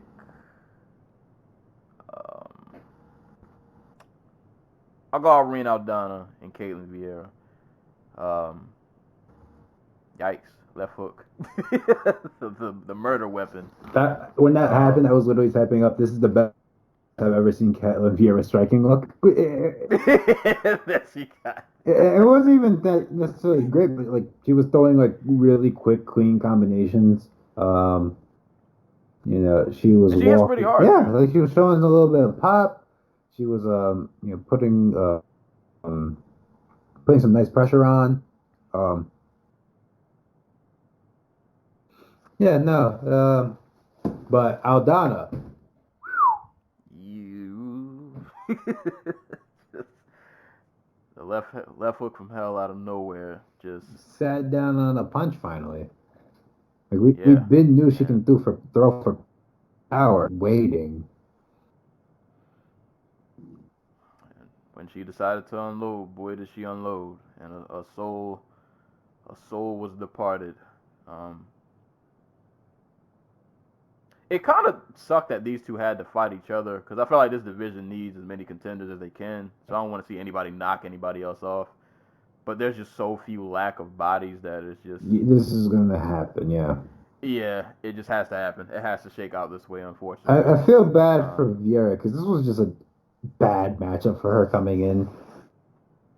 Back off of the ACL tear. Like like someone like mm, Juliana Pena or I don't know, someone more grapple heavy probably would have been I don't want to say easier, but Aldana, for all her faults, she's very mobile. She hits hard as fuck, as we saw, um, and she's long, like which is something Vieira probably hasn't had to deal with because she's been taller than most of her opponents. She is a big physical presence in this division. Um, it would have been nice to see her get like a little, not that those women are softballs, but like Aldana was like if there was a short list of women she could have fought, Aldana was the one who was like, oh, she's dangerous. So yeah, that sucks for Vieira, but Aldana just might have punched herself a title shot with that win. Number two, the woman division, you win by knockout, which how often does that really happen in women's MMA? right. And it was like a flat line. Like, like there was no question about that. She was out. Um, I ain't mad at it. I'm just always happy to see just new blood at bantamweight, and I'm not saying I think they'll beat Nunes. I just want to see new faces. It's a different look. Yeah, give me something to be halfway excited about, and I'll definitely take this. I'll Yeah. definitely take this. Um, but Vieira will be back. She'll be back. Yeah, But shout out to Aldana, man. That was hopefully hopefully after she takes the month or two off, she's able to get right back in there. yeah. Cause she looked decent up until, you know, sometimes you look good until you don't. Yeah, and this is It her means coming off of major surgery, so and a yeah. long way off. All right, so my two, I guess I'll start with Jeff Neal, Mike Perry. Yes, sir. I'm gonna start on Mike Perry's end. Like I'm finding it hard to say I feel bad for Mike Perry, but they ran this man into the ground, and he had no one on his team who either cared about him enough or was smart enough to be like, we need to take our foot off the brake or our foot off the gas.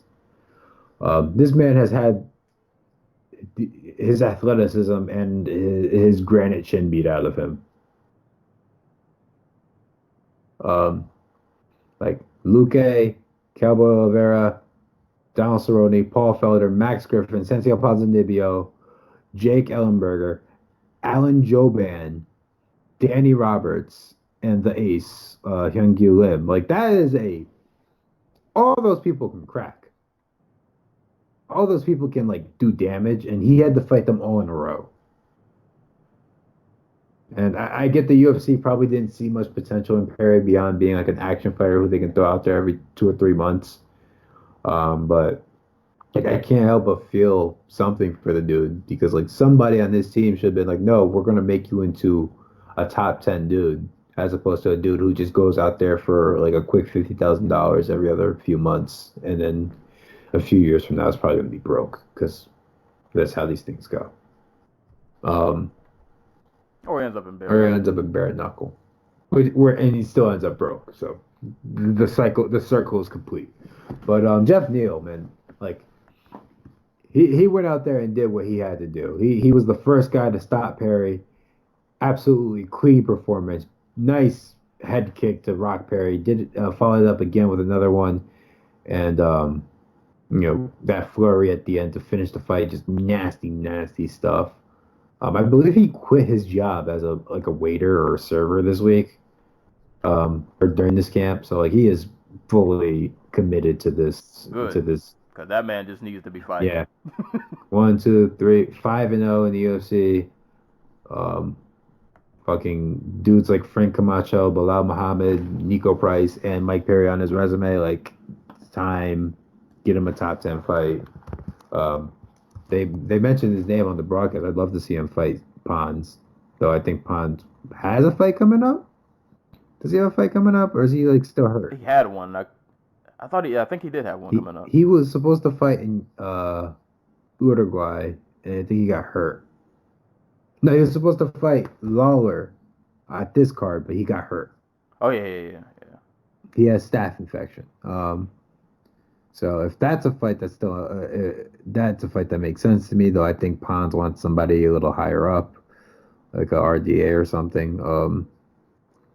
Love to see Neal fight like Lawler, I guess. Lawler's above him in the rankings. Like, it's weird because Pettis and Diaz are taking up spots, and I don't think either one is like really top 10. Right. Hell, I'd be down to see him fight Wonder Boy. Really test his striking.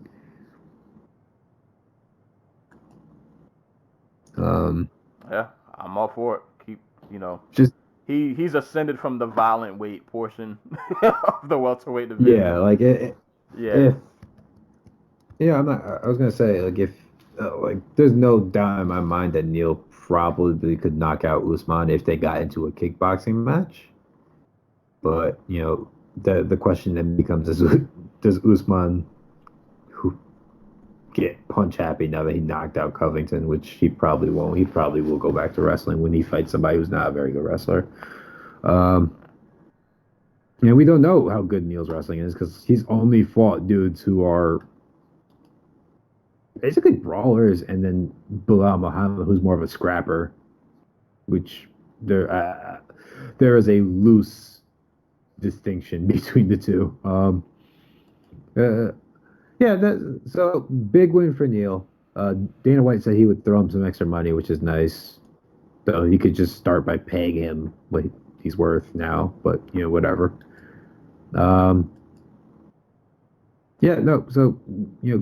Great job by Neal. I'm expecting big things in 2020. He's my pick for gonna be breakthrough fighter for next year. So keep an eye out for him. I was going to talk about Ben Saunders and Matt Brown, but I don't want to be sad, so I'm instead going to talk about Chase Hooper, who... That fight was hilarious. Every bit of this fight is hilarious, because Chase Hooper looks like he's 16 years old. He looks like Ben Askren, which we'll get back to in a second, but... Daniel Tamor almost front chokes Hooper in the opening minute of the fight, then proceeds to drop him. As Hooper, I don't know what the hell he was doing. Was he throwing a knee? Nah, no, nobody knows what. Drops him. Hooper, in his rock state, decides to just throw himself at Tamor's body and gets a body clinch. Tamor is able to whizzer and get to solid ground, but as they stand up, Hooper is able to duck under the arm and get to Tamor's back, where he leeches in for a rear naked choke attempt. Is able to drag Tamor down. Hooper then proceeds to go for the. He gets it in deep, to the point where Tamor's face turns purple, but Tamor is able to get to his back. And then Hooper just goes to mount, gives for the top side triangle, and proceeds to bang on Tamor's face until the referee stops the fight. And then he tells Joe Rogan the post fight that he's going to go celebrate by eating a bunch of M&Ms and Skittles and candy and shit, which is just great. Hey, man, that's nice, wholesome content. I mean, and then on Twitter, he was congratulated by Ben Askren, who said, "Good job, son." And Hooper replied with, "Well, it has to be like Tweet of the Night, which is a new segment on this fucking show." He replies to Ben Askren saying, "Great job, son," by saying, "Thanks, Dad. By the way, where have you been? I said I didn't like wrestling, and then you never came home."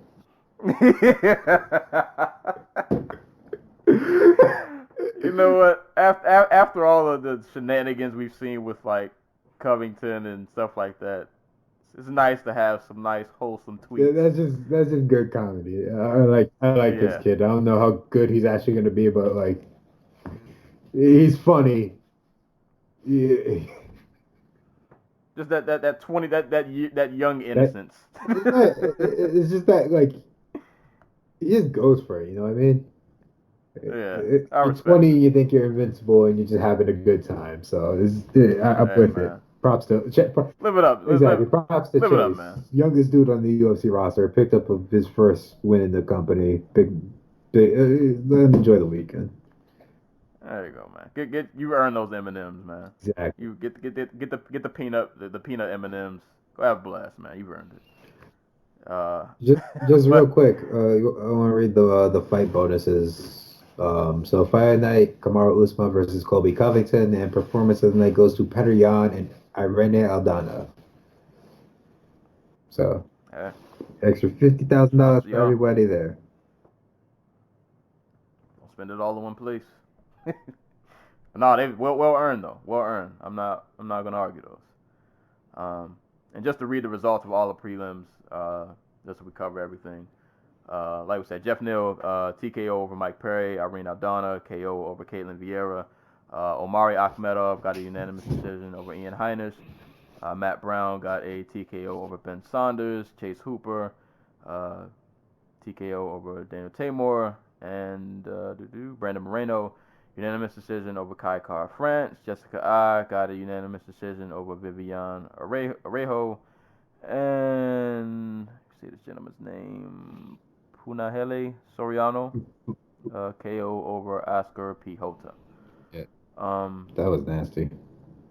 yeah, great card, man. Like really, really good card, man. I had it dragged on a little bit because of all the decisions on the main card. So I was a little tired staying up till like 1 something watching this. But no, this was a great pay-per-view to end the year on. Really, man, from top to bottom, man, it was a good time pretty much every fight. And you got a little bit of everything, man. You got some really great, awesome title fights. Prelim, we had some prospects. You got dudes like Jeff Neal who hopefully can break out to the next level. Flyweights are still putting on awesome fights. Chase Hooper bringing the young energy to the card. Got a whole bunch of the ladies, contenders. Yeah, like there were good things on this card, man, all around, man. I really thoroughly enjoy this, and it's especially good when like your title fights actually turn out to be like really great fights. Like Usman and Colby, a lot of us were dreading that fight, and it turned out to be probably one of the best title fights we've seen this year. Volkanovski had an amazing performance against Max Holloway. The Nunes fight, wasn't terrible. It happened. It happened. I think it just showed vulnerability and it just showed vulnerability for Nunes, which is something we haven't seen from her since like the first Valentina Shevchenko fight.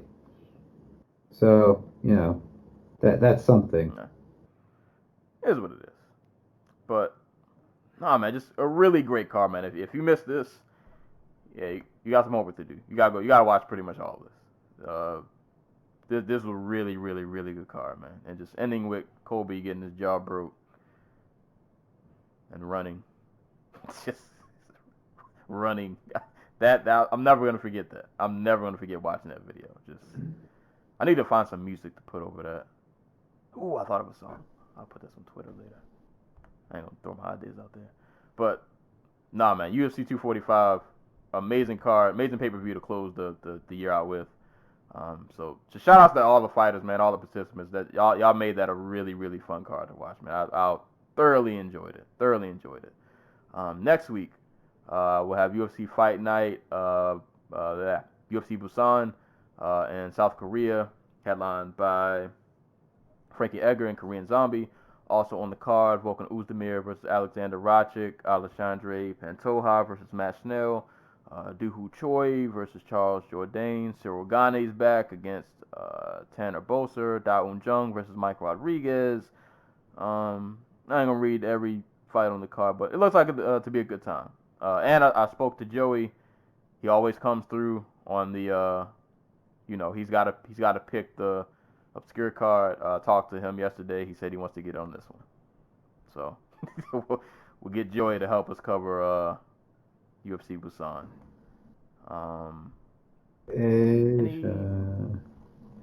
What else is going on next week? It's got to be something. Glory. Badr Hari, Rico Verhoeven 2. Oh, yeah. Also 2 Bellator cards. Oh, yeah. Bellator has Fight for the Troops.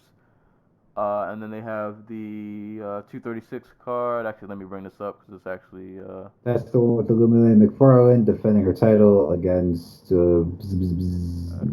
Kate Jackson. Yes. This is an important card. You got Illuminae McFarlane, Kate Jackson, AJ McKee versus Derek Campos, Neiman Gracie versus Kichi Kunamoto, Juliana Vasquez versus Bruna Ellen.